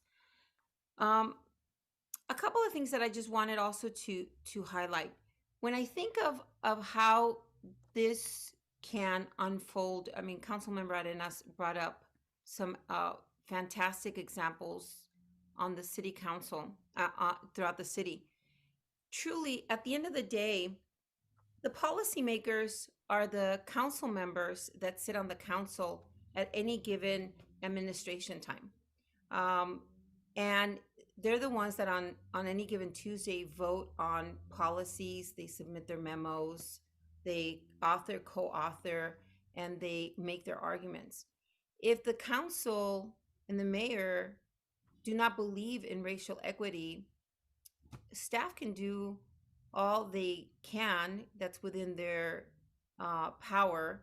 But if the council doesn't buy into this, then at the end of the day, the policies can be racist, they can be limiting, they can be short-sighted, and they can be not reflective of this policy whatsoever. And when we think of how we include people who are diverse, and diverse, I mean, who have limited abilities, who are of different racial backgrounds, who are women, by the way, Latina women who make 57 cents on the dollar in comparison to white men still in 2022. You can still decide that District 10 will have some of the better parks in comparison to District 5, which, by the way, there's going to be a report that's going to be coming your way very, very soon that will indicate that District 5, the east side of San Jose, has the worst parks in the entire city of San Jose. The worst. If you haven't been briefed yet, I encourage you to set up an appointment so that you can see this. I've been saying this since I got into office, but because of the scores that we were given, my argument and my complaints and my moaning and groaning fell on deaf ears. And this is part of equity. And this is also part of that racial or racist undertones, whether we are conscious of it or unconscious, whether we're aware of it or not. Sometimes we make decisions that have these implications in our communities that seem very minor, very, very minor. But when you can't take your children out for a walk because you're concerned about even the park that you're going to that's not up to par, or they're dangerous, or just not pleasant, they're just not pleasant to go for a walk in. This is what begins to form your subconscious. This is what begins to form the psychology of your children. And this is what begins to form the perception that you have of yourself and of your community, of your neighbors. And really, you know, I'll just tell you, you know, years of trying to undo a lot of the trauma of even just where you live. And this is the kind of power that the city has in our communities. But you'll see that report, a report that I've been, that I knew because you'd have to be blind not to recognize what we have on the east side of San Jose in comparison to the rest of the city. Come on now. The canopy that we know that is woefully lacking on the east side of San Jose. There's a report that the county did just before I got into office. The greatest rate of obesity, the greatest rate of heart disease is on the east side of San Jose, by the way, and that's for children 13 and younger. 13 and younger, heart disease, diabetes, obesity. We could link it to diet. We could link it to those ugly parks that we have. We could link it to the fact that it's just too hot to go out for a walk.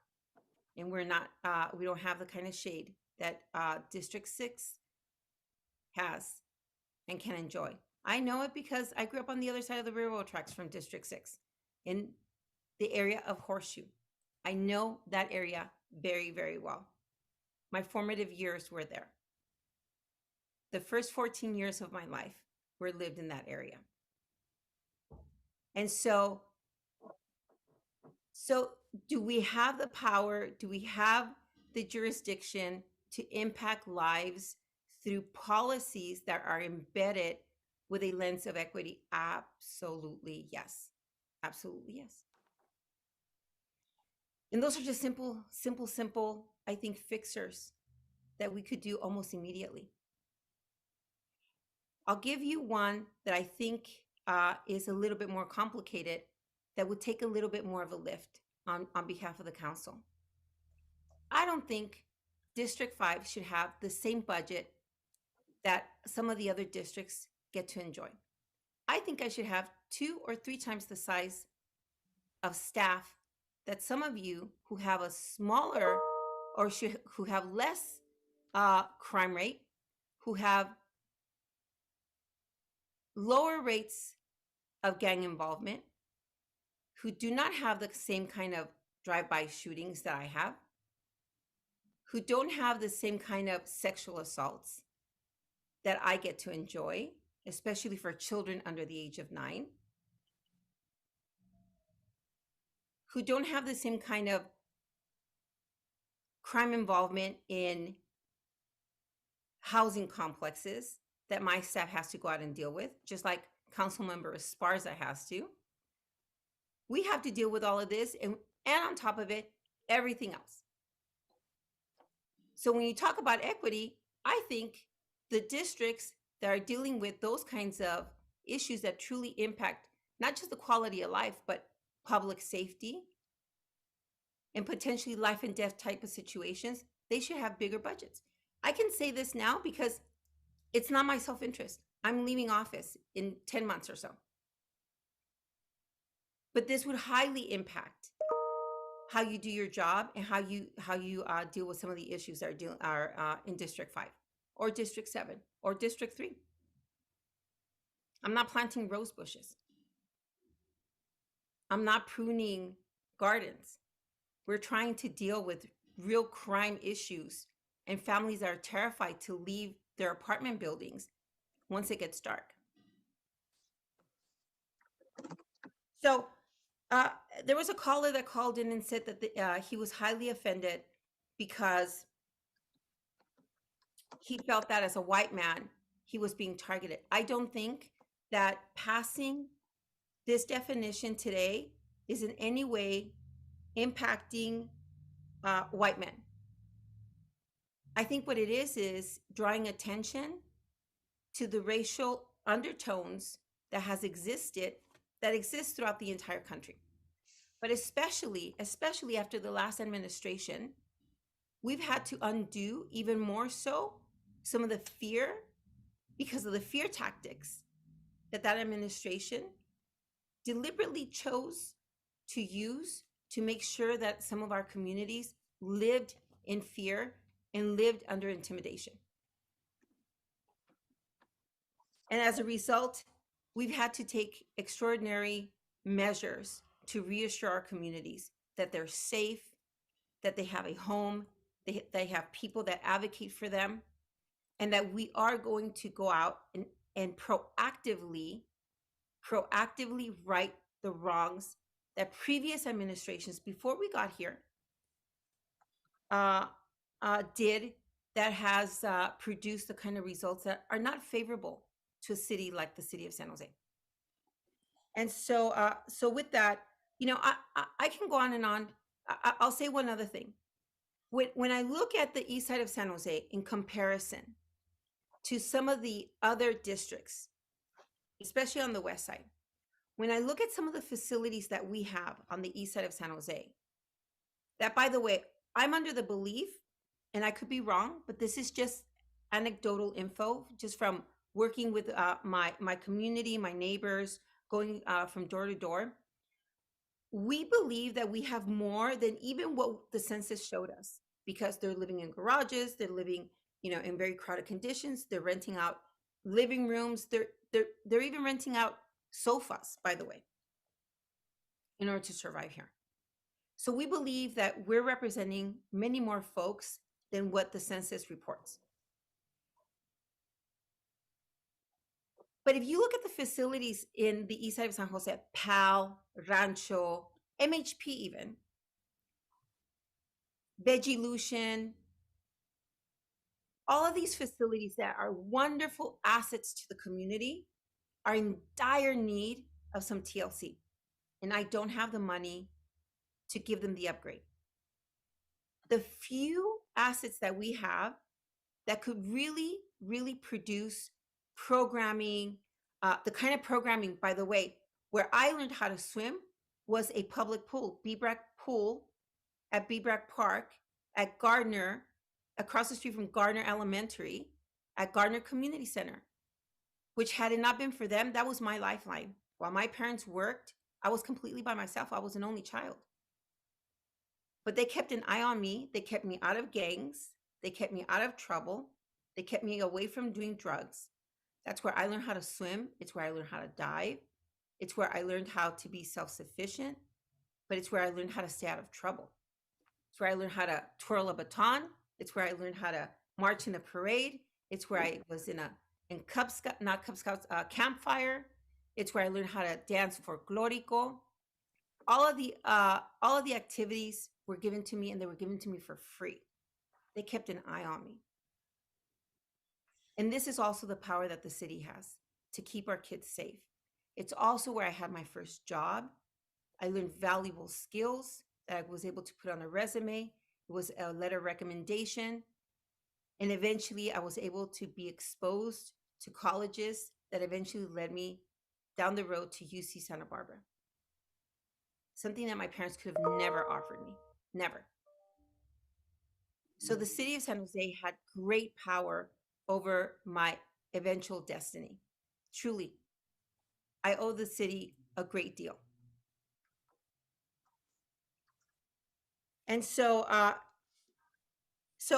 leave it at that. And I hope that that today we'll be able to pass something that we can all be very, very proud of, and that the council will truly feel that this is something that they can use as a guiding light in making those decisions, sometimes very, very difficult decisions, when pressing that button or raising that hand on virtual TV here, but when making some decisions for our most vulnerable communities. Thank you, Mayor. Thank you. Councilmember Davis. Thank you, Mayor. I want to thank my colleagues and staff for the discussion today. I especially want to thank Councilmember Jones and Mahan for their questions, and Councilmember Perales for sharing his story about the West Side. I just want to acknowledge that talking about race is really hard. And I told Zuma this when I got my briefing. I think she's got the toughest job in the city, honestly, because she's the one who has to lead us through these discussions.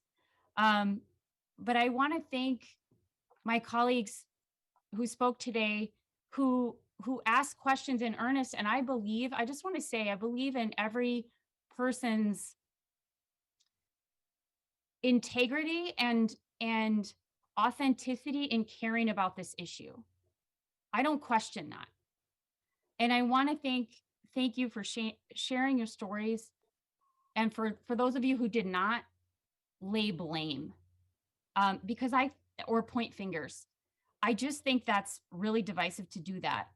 I love San Jose and I love our diversity. This is the place. I've never lived in a place other than in California where you can decide what you want to eat, and it could be anything from anywhere around the world, and you can find it. In my own district, I can find it. In this small part of San Jose. I love that. And I know you all know I talk about food all the time. That for me is experiencing a lot of different kind of culture, is just by doing that, because I grew up with not that kind of diversity and availability of different kinds of cuisine. And I love being able to celebrate the Lunar New Year after we celebrate the January New Year, the calendar New Year. I love that, and being able to put on an Aoyai and go and celebrate in History Park, which reflects the diversity of our city. I truly believe that we are better together. And the only way that we can be better is by having these difficult discussions and conversations and allowing everybody to speak and listening to them. And frankly, assuming good intentions instead of assuming bad intentions. And I think that this definition is going to take us a step forward. but it's going to require a lot more difficult conversations. And all of us have to be able to speak in those conversations and bring up what are real questions about how we go forward, because going forward in a different way is unknown to all of us. And so some people can see it and some people cannot. And Councilmember Mahan is right. We have to answer these difficult questions. And we need help answering those difficult questions, and we need to figure that out together. And so it has to be okay to be able to have these conversations in public about what does service delivery mean and how can we bring service up to a new level for everyone instead of putting more resources here, which means another group would have less in services than they've had in the past. No, I don't want that. I don't think anybody wants that. I want to bring the level up. So we have to figure out a way to do that, to have that rising tide that lifts all boats. And we have to be able to have those discussions without feeling like we're going to be blamed or that fingers are going to be pointed, because we want to move forward together. I want to move forward together.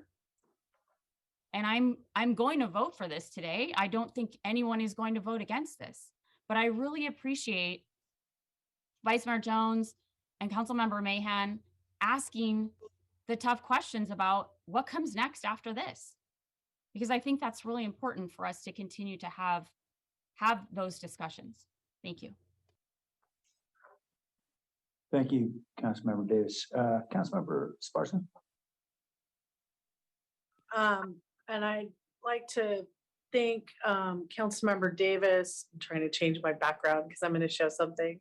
And thank you to Councilmember Davis for her comments. And actually, what she just said was something that I think that we may have brought it up in committee. Now that I'm trying to remember it, it may not have been at full council, but really the need to have another study session so that we can have more time to have presentations and to ask questions about the work plan.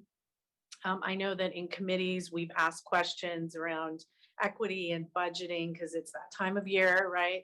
And how that's going to impact, for example, the Department of Transportation and all of those things. And so I do think it's helpful to this process moving forward that we as a council and as a public have time to take more time on some of these issues and to hear perhaps from some of our partners like San Jose State or some of the others that Zulma works more closely with.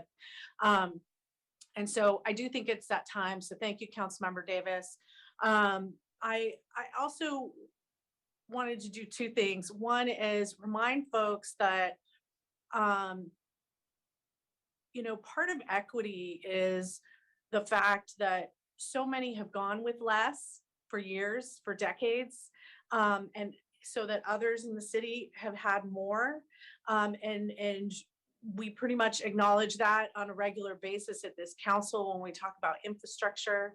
I was on a city commission in recent memory, I mean, I know I'm old, but in recent memory to put sidewalks and streetlights on the east side and sewage systems on the east side that didn't have them. So, so when we talk about equity, I think what Councilmember Mahan's comments about service delivery resonate with me because personally, I believe in a standard of service in this city, no matter where you live. And the fact is that might take more in some neighborhoods than in others.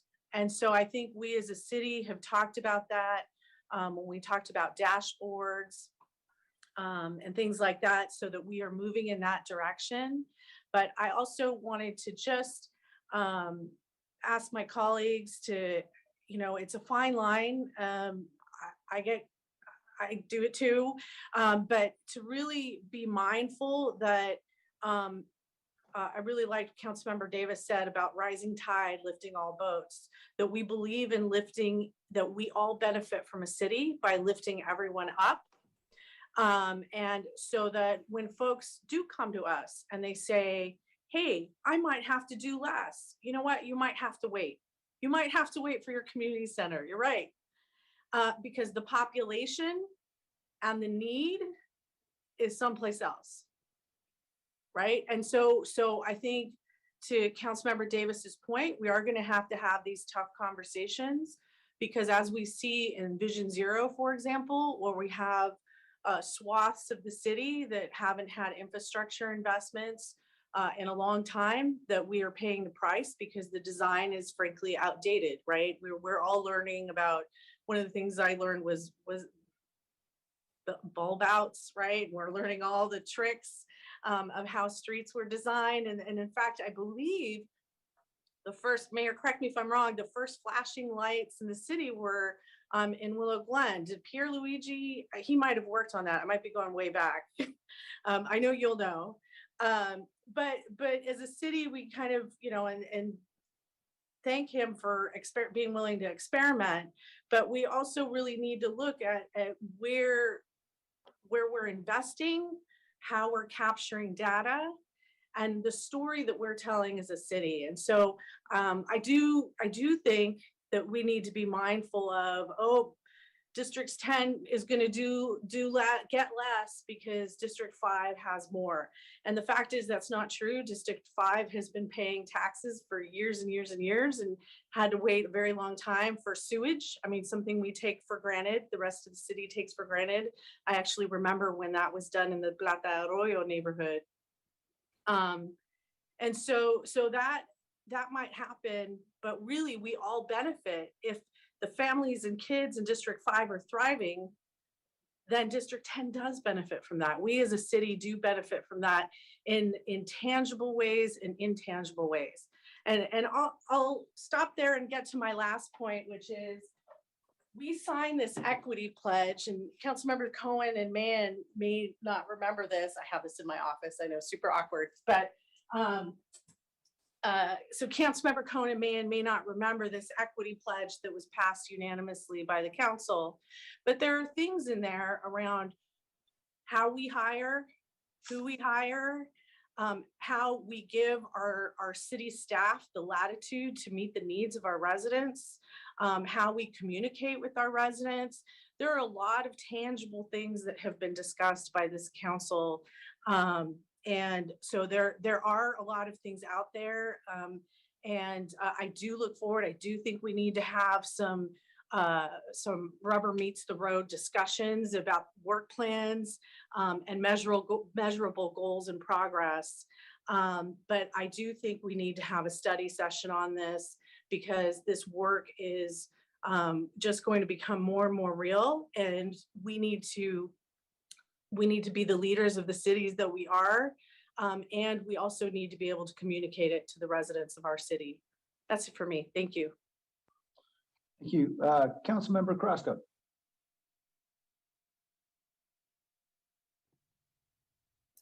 Thank you, Mayor. I'll make it quick. I actually thought when Councilmember Esparza said she was going to show us something, I thought it was her sofa, but I'm glad that she had that poster behind her. So thank you, Councilmember Esparza, for reminding us. So yes, now I remember signing that. So thank you so much. But I also want to thank Councilmember Davis, because I think it takes a lot of courage to be able to say, I'm uncomfortable when we talk about race. You know, this is not an easy subject. It's not an easy subject for anybody to talk about. It's not an easy subject to talk about it in a classroom environment. It's not an easy subject to talk about it in policy. It's not an easy subject to talk about it in a work environment that I know that there's more training that's being done. It's not even an easy subject to talk about it with my children when something happens in among their friends or school, or how to deal with certain things that are being said, you know.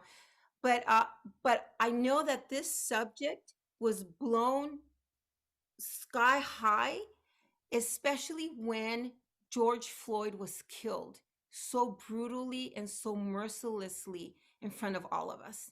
We could no longer hide from what we knew was happening all over and for forever in this country, that we live in a country that's racist, and that we have been participating, whether we've been participating it willingly, overtly, or whether we've been passive in it. But nonetheless, we've all been participating in it, one way or the other. And now, as leaders of this beautiful city, we have a responsibility to our own children and to the residents of the city of San Jose. But I see our responsibility as actually greater than that. People are watching what we do here in the city. They watch us because they think that we lead, and they see how we lead. And so what you do, regardless of whether you're campaigning or you're on your way out, you're turned out, whether you're in D5 or in one of the most beautiful districts in the city, I think it's D5, but for other reasons, you know, but, or in another district because you're lush with, you know, you're flush with greenery and shade and rose bushes. We have a responsibility to check ourselves as to what's happening and how we talk about this. But I think that at the end of the day, whether we're comfortable or not comfortable is our own issues. This has to translate into policy that translates into action that gives a result in a product that changes people's lives. It must change people's lives. It has to improve the quality of our residents' lives. Whether it's education, San Jose Learns, that was one of my first, committees that the mayor assigned me to, that I was very proud of because it wasn't an after-school program. It was an extension of the school day that we needed to get in there to change those outcomes. I believe in it. And we participated in it. Or San Jose Works, to give those kiddos those skills that I got through Speedy. At that time it was called Speedy, but it was my first job. It was my first real job. And it made a difference, and a huge difference. I was exposed to a world that I had never seen before. I could have ended up at the cannery, which it was a great job back then, but it would have done very little for me now. But that's what our residents require of us, and that's what they deserve. They have built this city, and we have not always done right by them.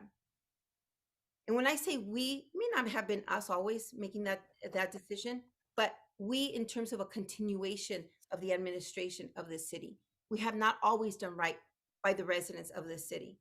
And this is that step towards righting that wrong. Thank you. Thank you.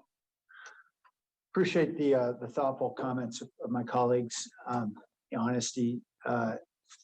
And I hope that as we continue to talk about this issue and as we do our work together, that we'll continue to view each other's expressions of perspectives, not as something that's threatening, but rather as an invitation for all of us to learn from each other and from our community. I wanted to raise a much more superficial issue. I'm going to support the motion, but I wanted to raise a very superficial issue in some ways. But I think it may be something that is generating some dissonance. And I want to ask the question, is this really a definition as opposed to a statement on equity or a description of our process and outcome, desired outcomes for equity? I think, Zulma, you described this as what we're aspiring to do, right? And that's not a definition, that's an aspiration, right? And so I guess I just ask, Zulma, sorry to put you on the spot, or Dr. Lockett, whoever would like to comment. Is this really a definition, or should we be calling this a statement? Should we be calling this something else? Yeah, Mayor, good question. the original definition that we used was something that we essentially borrowed from the Government Alliance on Race and Equity because it defines what racial equity looks like. The expanded definition does have much more in the how we get there. And so I think that because the community weighed in and council members weighed in, that this is the definition that works for San Jose. And while it may appear that there's a little bit of the process and the outcome blended in one place, I think that it captures the sentiments of what people want to see and feel when they hear the city organization and when they hear the words racial equity. There's a better understanding. So this is having that shared definition for what works for San Jose. It is a little lengthy, it's difficult to remember, but at the end of the day, it has to capture the sentiment of what feels right for the San Jose organization and the community. Dr. Liggett, did you want to add anything? Or Thanks, Mayor. I definitely would say it's a definition and not to, piggyback off of some of the things that someone spoke on. At its core, it is the synthesized themes of what came directly from our residents, quite frankly. And when we speak to how it's a process and an outcome, so when you think about what racial equity is as an outcome, it is when we can statistically, when one cannot predict the outcomes of someone based upon their race. That is. And then we think about racial equity, it's the process. It's a process of how you go about thinking about how you make decisions. I would garner ask that question to everyone here. It's the process of thinking about what informs how you make decisions. That's just hypothetical, and thinking about what that is that informs your decisions. How can you tell me what that looks like for every community resident, every community of resident that resides that will be impacted by that decision? Process. Okay. Yeah, I appreciate that. I appreciate there's a duality here, both process and outcome, and it's important to capture both. And look, I think you guys have done as well as anyone could expect to do in trying to wrangle this very, very difficult concept to the ground that is for a shared understanding, because this is a very robust subject of our public discussion for all the obvious reasons. I think, as Councilor Davis noted, it's a difficult topic for conversation, but it's one that's critical for us to continue to have. I guess going forward, I'm hopeful that there may be some evolution here. And by that, I mean, I'm a little concerned if we continue to say this is a definition, it may be viewed a bit rigidly because the nature of anything that's defined necessarily excludes. And that could be challenging given the evolving nature of our understandings. And I guess, I decided to look up the word definition. So it's defined as a statement of the exact meaning of a word. That was the best definition I could find of definition. I guess part of it is I feel a little presumptuous about deciding that I or we as a council can define this. But I understand there's importance to have shared understanding. And I think, shared understanding is always important when we're doing work together. Whenever we delineate a meaning of a word, that means something is excluded and something is within the fence. And I think there are diverse views among those who are advocates for racial justice in our community and in our country. And I suspect if we were to, if Marcus Garvey and W.B. Du Bois were alive today, I'm guessing they would have different views about what words to use to describe this concept. And even today, Isabel Wilkerson is challenging us to think about racism really as a manifestation of a case system, for example. I just would want to ensure we allow for fluidity, the evolving nature of our understanding, particularly as we do work together. So I'm happy to support this. I am a little concerned about us getting attached to the word definition. And I do think that whether it's shared understanding or statement or whatever it is, I'm hopeful that this will become an aid to our work and not a barrier to it. And ultimately, maybe that's something we have to think about as we move forward. Because ultimately, I think we all want our energy directed doing the work and not over wordsmithing. I think that's what our community wants. Our community clearly wants us to do the work. I suspect that those of us on the council would agree on 99% of what that work is. I think there's probably less dispute than folks might think about the need, for example, to rectify historic inequities in how we've invested in our city, who's benefited and who hasn't, how geographic beneficiaries are, and those who have been harmed by those inequities are strongly aligned with racial differences, as well as a difference in economics. And so in any event, I look forward to the work ahead. I would just suggest in terms of another study session, I encourage, Councilmember Sparse and others who want to do this to take some time and maybe think about putting a memo together for rules so we can be thoughtful about how we can do this in a way that doesn't, that really gets us closely aligned on the work. I think that's the most important thing, is the work that we have to do. I think we all know that we can spend a lot of time generating more heat than light sometimes in talking about these very important issues. And I think it's important, as long as it's focused on how we're spending money, how we're helping provide services for our community, how we're investing in infrastructure. I think those are the things that, going back to the very first questions of Vice Mayor Jones, those are the things that's the rubber, where the rubber meets the road. That's what our community wants us to focus on. In any event, thank you for the discussion. I look forward to the work ahead. Let's vote on the motion.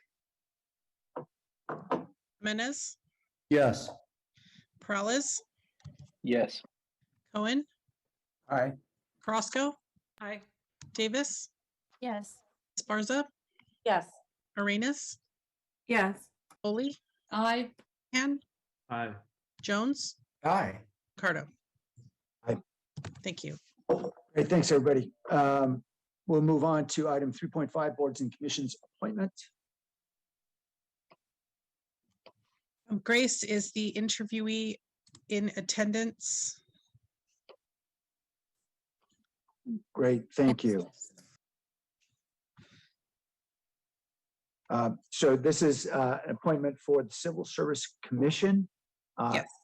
And Grace, if you're with us, I can't see you, but I assume you're being led into the. Grace is my employee, and she's got the. Forgive me. You only see her know, as Grace. council chambers, so she Yes, just looks yes. like council chambers. Okay, thank you. I'm sorry. That's funny. The applicant, Samuel Swift. yes, I'm Okay. looking if he's there. Okay, and Mr. Swift is here. I'm here. Hi, Sorry Mr. about Swift, that. how are you? And forgive me, I'm not sure I'm able, maybe it's a problem with my screen. Mr. Swift, are you able to be seen? Do you have your camera on? Well, I tried to turn it on, but it said that you cannot start your video because the host has stopped it. Oh, Oh, all right, let's try to undo that. there we There go. we go, I think we got you. All right. All right. Hi. All right, Swift, thank you for taking the time and for your patience, sir. The last discussion was quite interesting. Yeah, it was. So first, thank you for your willingness to serve on this commission. And we want to, as we always do, I know you're familiar with this, give you an opportunity to have a few minutes to describe your interest in serving and why you believe you would be a good candidate. Then we'll go to the council for questions and discussion. Well, as I said in my application, I'm in the process of semi-retiring after practicing for 48 years. And it was important to me to not just go from practicing to nothing. And the Civil Service Commission sounded interesting to me. I'm concerned about the interests of the city, the interest of the taxpayers, and the interest of the employees who come before the commission. I've served as a judge pro tem in the workers' compensation world. I've served as an arbitrator in that world. My son was just appointed to be a Superior Court judge in LA County. So the idea of being a judge kind of appealed to me. So that's pretty much it. Thank you, sir. And thanks for your willingness to serve, and particularly given your experience, very helpful. Obviously, to have an attorney with your experience serving in this role. All right, let's go to the council for questions from Mr. Swift about the Civil Service Commission appointment.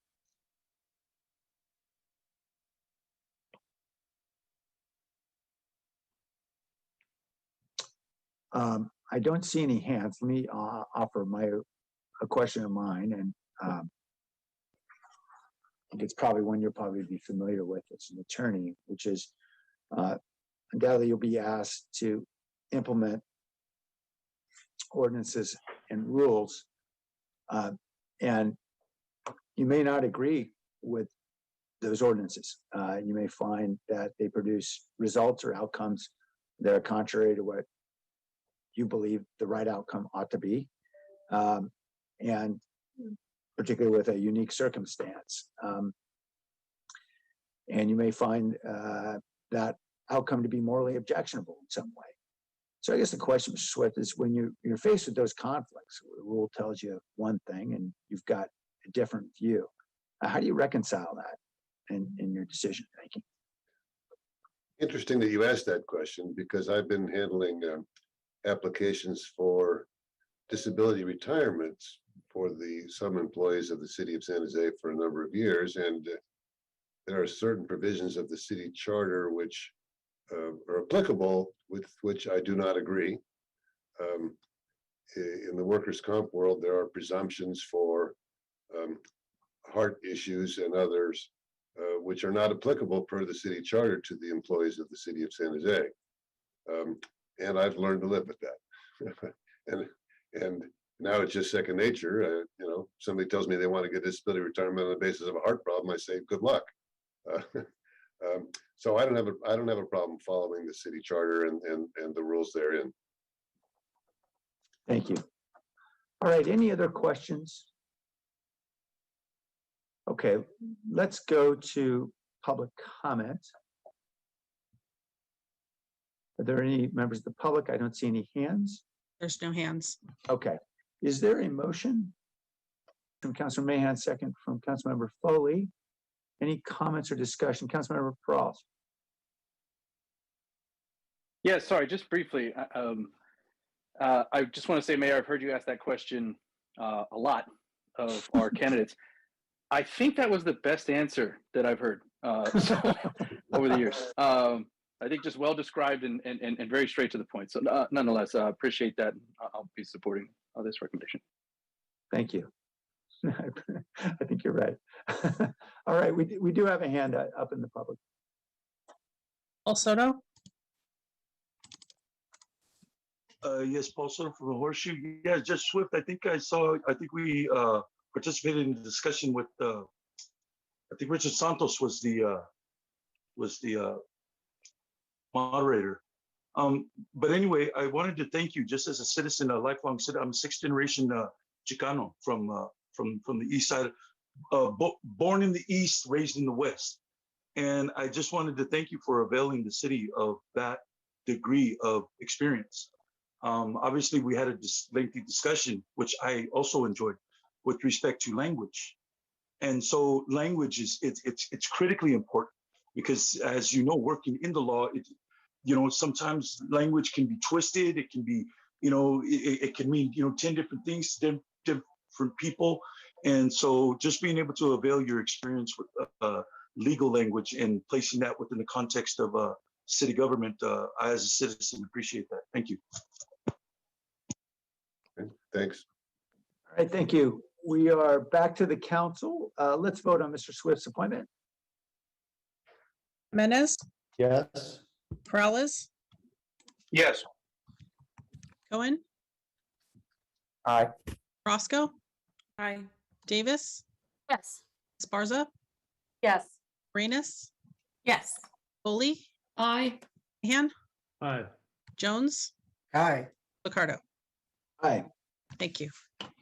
Mr. Swift, thank you for your willingness to serve. As you could tell from the vote, the lack of questions was not a reflection of anyone's lack of interest, and obviously we appreciate your willingness to commit the time, even in as a semi-retired individual. We know that time is very, very valuable. So thank you. Thank you. All right. We will move forward then to item 5.2, which is the Charcot Avenue extension. And I don't believe there's a presentation, is there? So why don't we go first to members of the public for public comment, and then we'll come back to council. Stephanie Hill.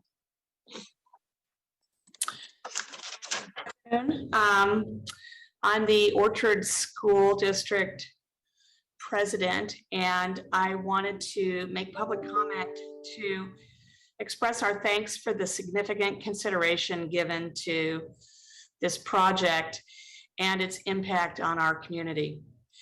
Our school district has been and will always be fiercely committed to the safety, health, and well-being of our students. We appreciate and acknowledge the efforts of Mayor Ricardo, Senator Cortese, Assemblymember Lee, our District 4 Council member David Cohen, and other City Council members for alignment on our shared commitment to keep our kids safe. They recommended Charcot's cancellation, and for that we are grateful.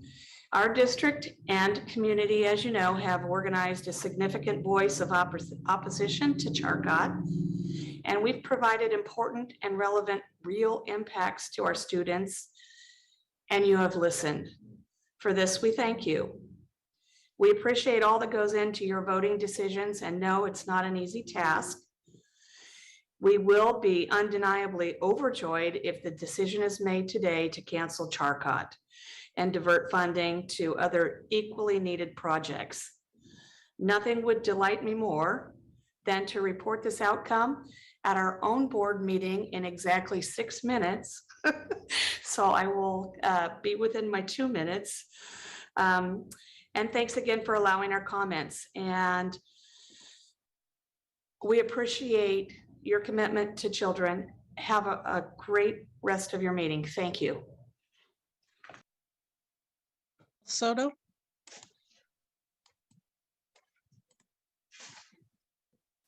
Paul. Yes, Paul Soto from the Horseshoe.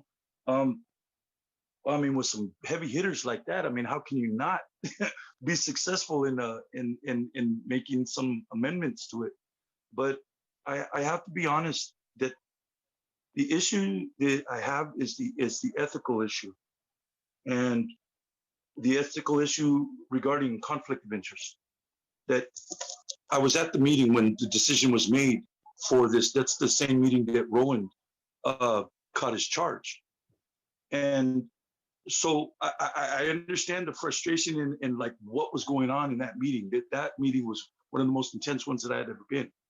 And so having 5 members of the city council and then 5 members on the VTA board and them working in tandem, you know, in order to facilitate the infrastructures and the processes. Thank you. The infrastructure and the processes that, you know, it should raise that question with the citizens, you know, because you make a decision on one end. I mean, how am I going to be absolutely certain that you're not compromising the integrity of a decision that you have to make with the text of the city, and vice versa, you know, because it's just, I don't know, man. So I just wanted to put that out there, that sometimes that there's from a citizen's perspective, that we do have those questions, and that this should be the proper place to ask them and to challenge. You know, what does ethics look like? What does conflict of interest look like? Because if we don't articulate what a conflict of interest is, but we just kind of permit one to happen, then the society doesn't really know the difference between the two. So thank you. Lynn Limqueco. Hi, good afternoon, Mayor Licardo and City Council members. Thank you for allowing me a few minutes of your time today. My name is Lynn Limqueco. I've lived in the District 4 for the past 16 years. I have 2 children attending Orchard Elementary School, and I'm also serving member of the Orchard School Board. I come to you today to humbly ask that you please vote to cancel the Charcot Extension project and divert the budget to fund other much needed projects for our city. The negative impacts of this project outweighs any and all benefits it's supposed to bring our community. Thank you so much, Mayor Licardo, Councilmember Cohen, Councilmember Perales, and Councilmember Foley for the memo and support. And to the rest of our City Council members, we urge you all to please do the same thing. Please stand by us and use your vote to help us promote safety for our families, our students, our school, and our community. Again, thank you all so much for your leadership, your hard work, and service to our city. Susan Butler Graham. Good afternoon, Mayor and Council. Thank you for letting us speak. As a former teacher and as a team leader in Mothers Out Front Silicon Valley, I am urging you today to approve the memo to cancel the Charcot project. As leaders in the community, representing over 2,000 South Bay supporters, Mothers Out Front Silicon Valley strongly supports the memo by Mayor Licardo and Council members Cohen, Perales, and Foley, directing staff to take any steps necessary to cease progress on the Charcot Avenue Extension project. We have steadfastly opposed this misguided project for health, safety, equity, climate, and fiscal reasons, as detailed in our letter of June 7th, 2020, signed by 162 community members. Our concerns about increased air pollution were echoed by the Bay Area Quality Management District in their letter to staff in November 2019. Now that the VTA has given its approval to redirecting funding from this project, it's time to discontinue it for good. We urge you to support the Orchard School community in protecting the health, safety, and property of the students, staff, and neighbors, and to support our fragile climate by avoiding increased vehicle miles traveled and greenhouse gas emissions.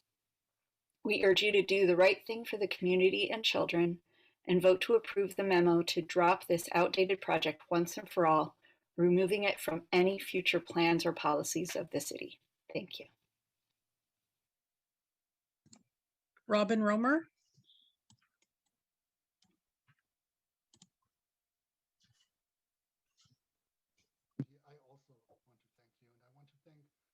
Robin? I see you're unmuted, but we're not hearing you.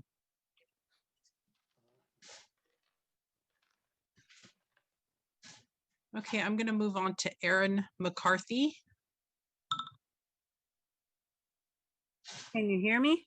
Yes. My name's Erin McCarthy, and I teach and represent the teachers at Orchard School in San Jose. I want to be brief so that you can all get to the voting. The teachers have always supported the broader Orchard community in their opposition to the Charcot overpass. We have felt that it is an issue of equity. At this point, the teachers would like to thank Mayor Licardo and council members Cohen, Perales, and Foley for working so hard to overturn this project that so many of us, including council members Perales, Foley, and Carrasco, knew was an ill-conceived plan years ago. The Orchard teachers urge our council to unanimously approve this memo, and thank you all for doing so. Dick Scott.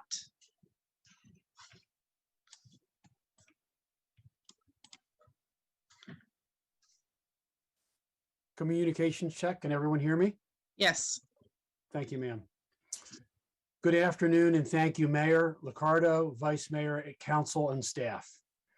I oversee PS Business Parks in Northern California, and we control around 7.5 million square feet in this wonderful part of California. The Orchard School's concerns on the east side of I-880, we agree with, and the negative impacts go far beyond the east side. The project would have highly detrimental effects on the businesses and surrounding community on the west side as well. PS Business Parks owns 2 business parks that are separated by Charcot Avenue. The parks function essentially as one park, and they have been there for more than 40 years. There are currently almost 70 businesses in the Charcot Business Park that rely on their customers' ability to drive back and forth via Charcot Avenue. From our firsthand observation, there is no demand for traffic to cross 880 at this location. Indeed, it's a quiet street. Our study of the project indicates it would increase air pollution and cut down many mature trees, including 10 redwood trees. The project is based on a decision that was made decades ago. It is a 1990s proposed traffic solution that does not address 2002 conditions. There's no doubt in our minds that it would also increase some risks to homeless people, bothering businesses and people in this corridor because of its proximity to the creek. And we do think that there's a higher and best use for the money that is currently earmarked for this project. For those reasons, we 100% support as much as you guys can, terminating the efforts on this project. Thank you very much for your time. Okay, I have 2 Robin Roamers on the list. Sometimes people share a link and 2 separate people come in with the same name. So I will call both, but the first Robin Roamer, you'll get a message on your computer that says it's your turn. And I think you might be the one that had the microphone problem before. I see you're unmuted, but we're not hearing you. So we're going to try the second Robin Roamer in case you're trying in on 2 different. Yes, devices. I am. Okay, we Can got you you hear on me? the second device. Okay. Thank you. Good afternoon. On behalf of the Orchard community, I also want to thank you, and I want to thank especially Councilmember Cohen for working on stopping this waste and harmful project from his first day in office and even before that. I want to thank Mayor Liccardo for always having an open door and for keeping an open mind. I especially want to thank Councilmember Perales and Foley and Carrasco for voting with their conscience and against this project a year and a half ago and for representing our community. I want to thank my fellow community members, community-based organizations, and elected officials who are supporting us today, and the many who have stood with us over the many years. This outdated and ill-conceived project could have brought so much harm to many and would have provided so little benefit to anyone. We understand today is not the end of the journey and that further steps will be necessary to fully end this futile quarrel over a project that was originally conceived in 1994, decades before San Jose had committed to climate goals or Vision Zero. We're looking forward to the day the project's approval and the project's EIR are formally rescinded and the project itself is taken out of the general plan completely. We're ready to work with council side by side to take any steps necessary. But even if today isn't the end, we're hopeful that today marks the beginning of the end. And that is a reason to celebrate for all of us together. Thank you. Monica Galindo Das. Hi, can you hear me? Yes. Much. Thank you for allowing this time for us to speak. I'm Monica Galindo Das. I'm the Orchard School PTA president. And I just wanted to thank Councilmember David Cohen for his great memo and also for Sam Liccardo and Perales and Foley for also voting with him. And I just hope that we can get all the other district votes to get the Charcot extension canceled and fully removed from any future city of San Jose or VTA plans. I also want to mention, Maggie from Mercury News asks, what would this mean to us as a parent and as the community of Orchard School? And, you know, I had to think about that for a little bit. But it would mean that we could end our concerns and our children and community would be safe. And not to mention, just from the construction phase, this would be detrimental to our community, our school, our children. So thank you very much. Monica Mallon. Hi, this is Monica Mallon. Just really want to encourage you all to support the memo, and just want to say that I really appreciate everyone that listened and had a change of heart on this, and also for Councilmember Cohen for his leadership. You know, this is honestly one of the most meaningful things I've ever seen happen in San Jose and at VTA, and just means so much that, you know, everyone was able to come together on this. So thank you all so much for the support, and please support the memo. Ann Trong.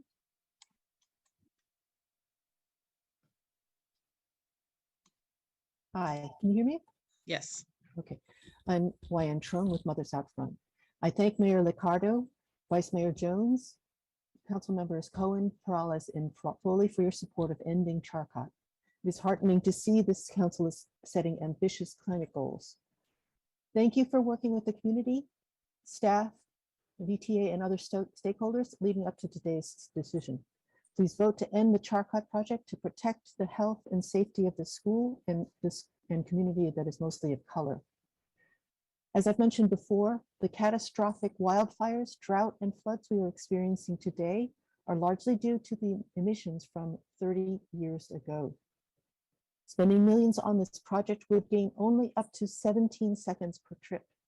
It makes no environmental or fiscal sense to be investing in gravely outdated highway expansion, which would only increase our VMT for decades, especially since we may reach our climate's irreversible tipping point in 5 years, not 10, 15, or 25.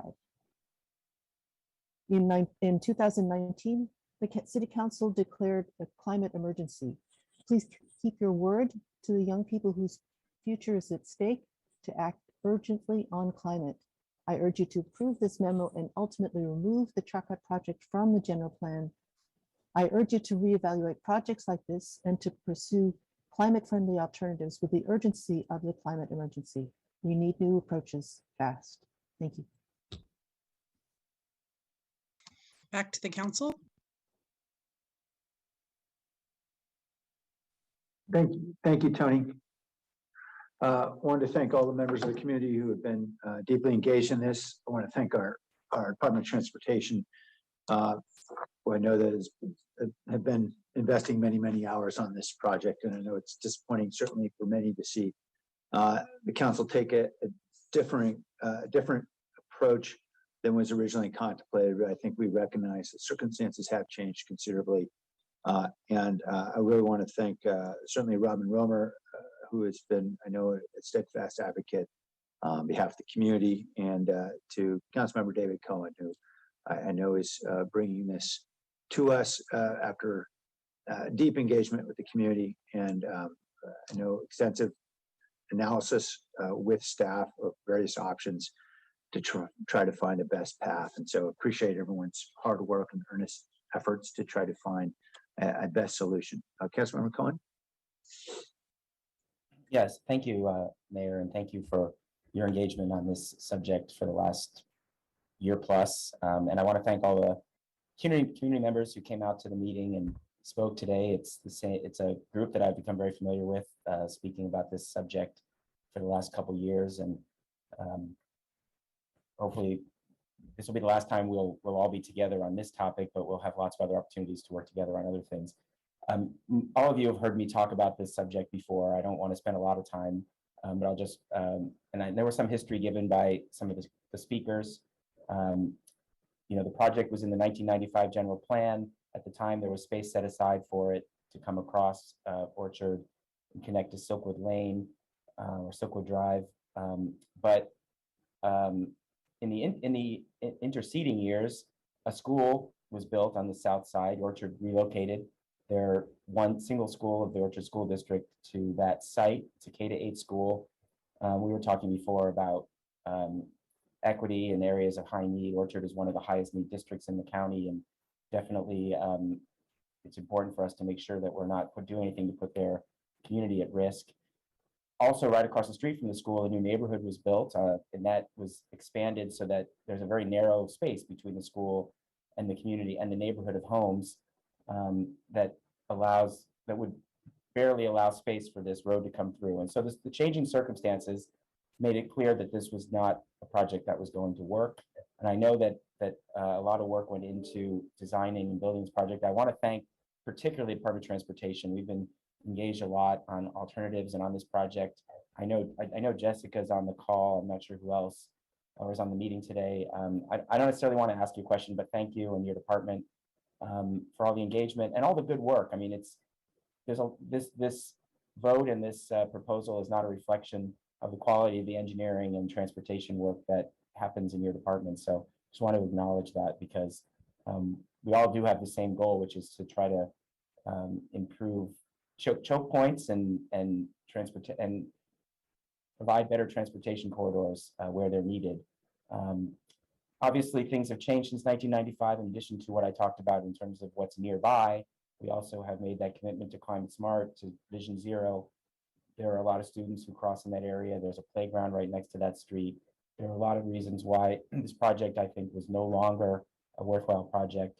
And I believe that we should always be prepared as a council and as a city to reevaluate what's in our plans for the current times. And this is an opportunity for us to show that that is possible, to rethink plans if they aren't really in the best interest anymore after a number of years.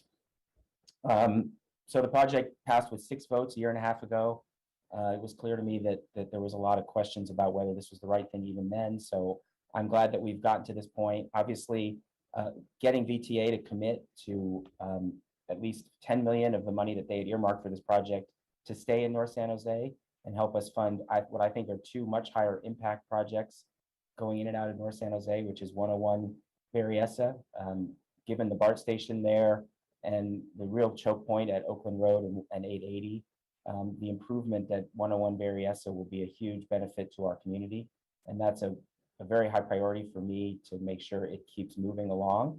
Also, the Zanka Road overcrossing at 101 and interchange there will help flow to the airport and also in and out of North San Jose and have a better connection to downtown. So both those projects are worthwhile, and this action today would make sure that the $3.9 million the city still has set aside for the Charcot project would be also reallocated to those 2 projects so we can get closer to moving those forward. So again, I want to thank everyone for your support. Thank the mayor, thank Vice Mayor Jones, and Councilmember Perales, who are on the VTA board, who voted for the movement of the money. I think Councilmember Crasco as well. And then thank Councilmember Foley and Perales for being part of the discussion of making sure that we brought this forward. I look forward to one last step, which will come in a couple months as we bring forward the updated North San Jose plan and officially remove this project from that North San Jose plan and focus on the projects I mentioned before as the key transportation improvements for North San Jose. So I'll move the acceptance of our memo, and that's it. Second. Thank you, Councilmember. Councilmember Foley? Thank you. A year and a half or so ago, I was pretty disappointed with the decision to construct the Charcot Avenue extension, which is why I voted against it. Chief amongst my concerns was, and it's already been articulated here, the well-being of the neighborhood, the health of our children at Orchard School. The negative air quality and health impacts for children was well documented. The equity impacts of this extension should not be ignored either. Our Orchard School serves many low-income children. 58% of students are on free and reduced lunch. If this road was to be constructed, it would have been as close as 40 feet to some classrooms. Really an unsafe situation for our children who are crossing the street walking, biking, and just a pedestrian nightmare. Research has shown that schools near to areas with high pollution test lower and are more likely to have lifelong health problems like asthma. While I voted against the Charcot extension last time this came to council, I understand the reasoning for it. And I'm actually really glad to see the alternative that has come, that we'll be able to put money into projects that are more impactful in the community and less hazardous to our children and to our schools and our community. I truly want to thank Councilmember Cohen for his leadership on this issue. I don't think it would have gotten to this point and reversed. Hopefully it will be reversed today and is what it should be, but without your leadership, we would not be there. So thank you, Councilmember Cohen, for your leadership in advocating for our children and community, and for all of the council who served on the VTA board and helped make this happen. With that, I absolutely am supporting this motion and hope we'll get it in unanimous support. Thank you. Thank you. Councilmember Mahan? Thanks, Mayor. And I'm going to be super brief. I was not in the Brown Act group that wrote the memo, but would have been very happy to sign on, and I'm happy about the direction we're going in. I just wanted to note, I want to, in addition to thanking the folks who came out to speak today and everyone who's been organizing, and thanking Councilmember Cohen and you, Mayor, and our colleagues who have worked on this. I just want to take a moment to recognize that government is often like this big ship that struggles to change direction. I think we should celebrate when we have moments where we reflect and say, hey, this doesn't make as much sense as it once did, or the community's not with us, or maybe the data that we're looking at doesn't support it, or the ROI isn't quite there. Maybe there's a better way to do it. And I appreciate, I think it's rare, but it's worth celebrating when we can hit the pause button. And even though there's sunk costs and there's already been investment made, we can say, hey, there's a better way. So I appreciate my colleagues and city staff's willingness to reconsider and take a real rational look at this and find alternatives, and we'll be supporting the motion. So I just wanted to thank you all for your work on this. All right, thank you. All right, any other comments? Councilmember Carrasco. Yes, thank you, Mayor. Quickly, I just want to thank my council colleagues for the memo. I'll be supporting it as well. When it did come to the council originally, I did not vote on it. It did pass, and like Councilmember Mahan just stated, sometimes we revisit issues and items, and we find that indeed circumstances have changed. Plans that we thought were great ideas 20, 30 years ago don't necessarily have to come to fruition as time has passed. And so life changes and circumstances indeed has changed for this area. I'm very glad that that hopefully we believe that this is going to be reversed. And I want to thank Councilmember Cohen. I want to thank you for your leadership. The residents were very, very clear as to how they felt about this this one particular issue, how they felt about the extension, especially being so near to the school and the impacts on the children. And especially when it comes to kiddos, well, you know where my heart is. So thank you, Councilmember Cohen. And I want to thank the council members who were co-authors on this memo for moving it forward. I will be supporting it as well. Thank you so much. Thank you. Councilmember Perales. Yeah, thank you, Mayor. Like Councilmember Carrasco, I too was not in support of this on that split vote, the original split vote. And being the most closest district representative, I worked very closely with the constituency on this, as our former District 4 council member was not in agreement with them on it, and was happy to help lead that conversation. Ultimately not successful, but I'm happy for the current outcome, and want to say thank you as well to Councilmember Cohen on his leadership to come in and try to right this wrong. I do want to point out, number one, an appreciation for the city staff time. I spent a lot of time with staff trying to understand this issue, and there was a lot of time that went into the analysis on this extension, not only in the months preceding the vote, but as we know, in the many years preceding it. And that's an extensive amount of city staff time, brain power, energy, resources. And I want to just highlight that one point, that when we talk about, because I know we've discussed this and it's come up in different forms and capacities on the inefficiency of government at times. And I want to highlight that the inefficiency a lot of times is due to the direction of the policymakers like us.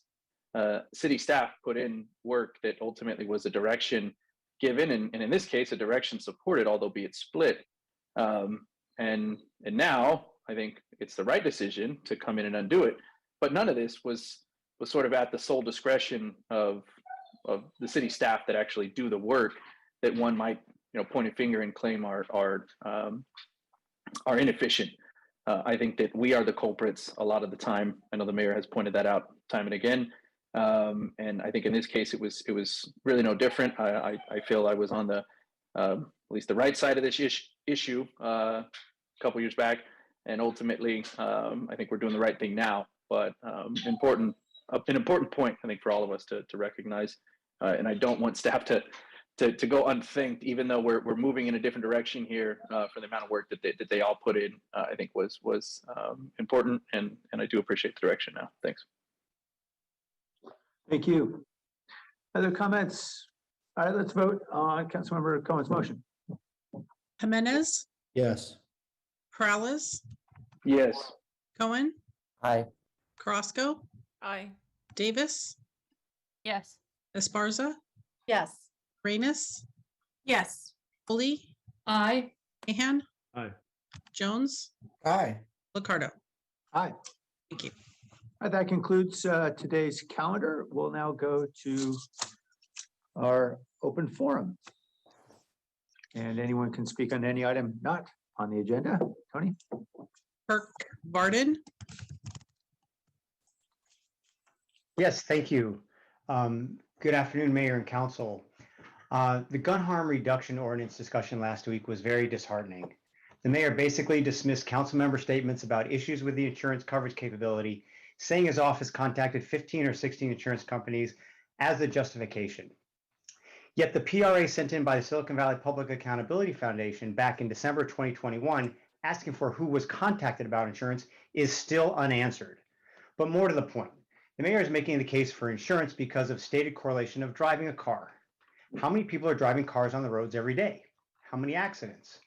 Is the mayor suggesting guns are being used every day by residents in San Jose just like cars because everyone carries a gun to work or get their groceries, picking up the dry cleaning, going out to restaurants, etc.?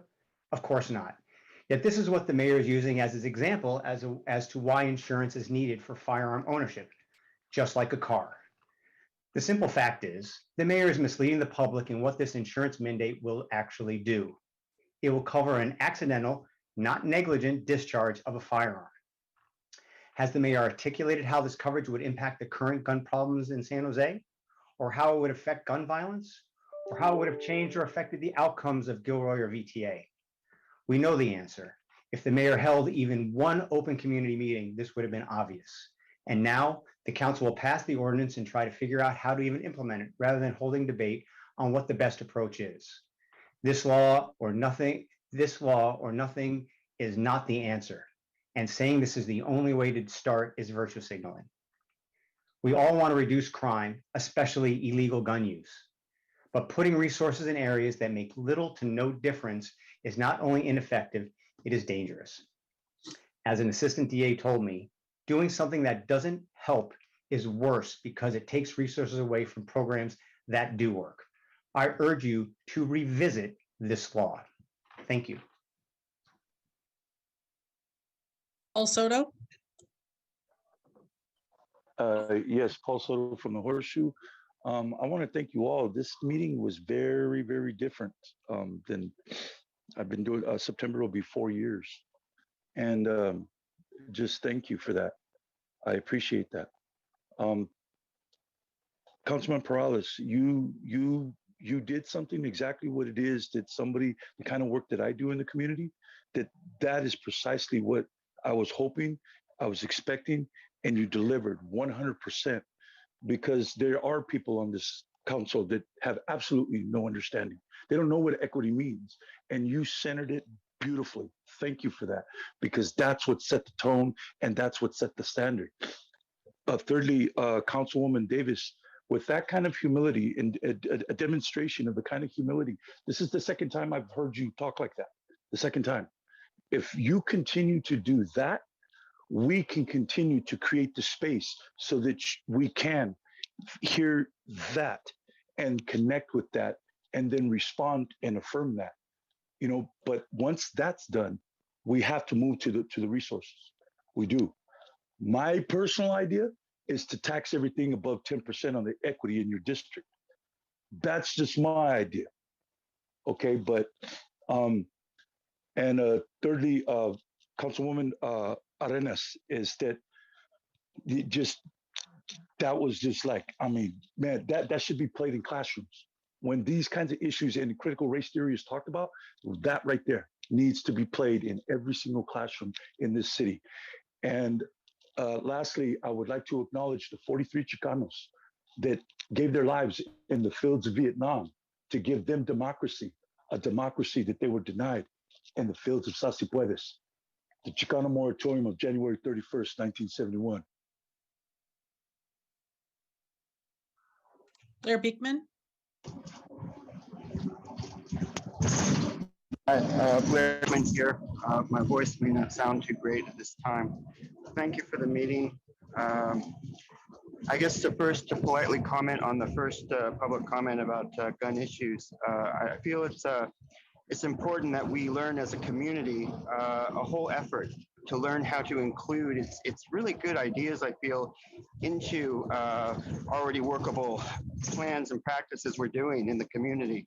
If we learn to talk about the educational and counseling aspects of this gun ordinance, I think it's something that can be of help to everyone of the community. It is a community effort. We have to learn to think in those terms.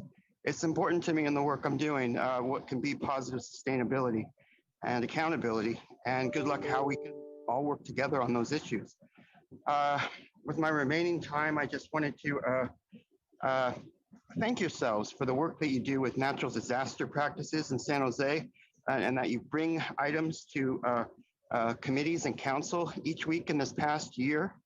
Obviously, I've tried to explain, I've been a little strong in how my feelings are what we need to prepare for in the next few years. I don't know how accurate I am with those predictions. I want to think something positive and hopeful that we're building at this time. That's how I want to talk in 2023 about these things, or in 2022 and 23 about these things. And I just want to thank you for the efforts that you are simply offering preparedness ideas, which is incredibly important to ourselves as a community, and an incredibly important purpose towards the ideas of reimagine and health and human services and racial and social equity too. And it works towards all of those good things very well. And if we talk about it in those terms, we're preparing ourselves incredibly well. And that way we're healthy and safe and a good community. Annie Borders. Hi, this is Jill Borders. I'm using my daughter's computer. I just wanted to comment today. You all talked about the racial equity definition, and I wanted to not go over that because I know that's the agenda item that I shouldn't talk about, but I wanted to mention it under the concept or similar theme of racial healing. And I went to another meeting about a month ago, another city meeting, and a woman there explained that if as individuals we wanted to become more aware and educated on all of these important conversations to have, she suggested I attend the National Day of Racial Healing, which I did, and it was phenomenal. During that meeting, I also, Paul Soto and I shared a kind of an intense moment in which, I'll just say it was intense. But I wanted to say here a special thank you publicly to Paul Soto because he reached out to me privately, and we've spoken since and have kept in contact, and he continues to share his story. He continues to He actually apologized to me, he said, for being sharp. And so he mentioned Councilmember Davis's humility today. And so I thought it was really important that I mention Paul Soto's humility with me. And that really brought that racial healing divide that, I mean, we're bridging that gap together and talking about our different lived experiences. I wanted to just share with you that as the city talks about policy, and that is your area of expertise, each of us as individuals, our area of expertise is to share our personal stories with each other and to not be afraid to do that, to be brave with each other and then show each other grace. So I wanted to thank Paul Soto today for that and for sharing all of the things that he's been sharing with me as I continue to learn. And hopefully as we go forward as a city, we continue to heal. Thank you. Back to council. All right, thank you, everybody. The meeting's adjourned.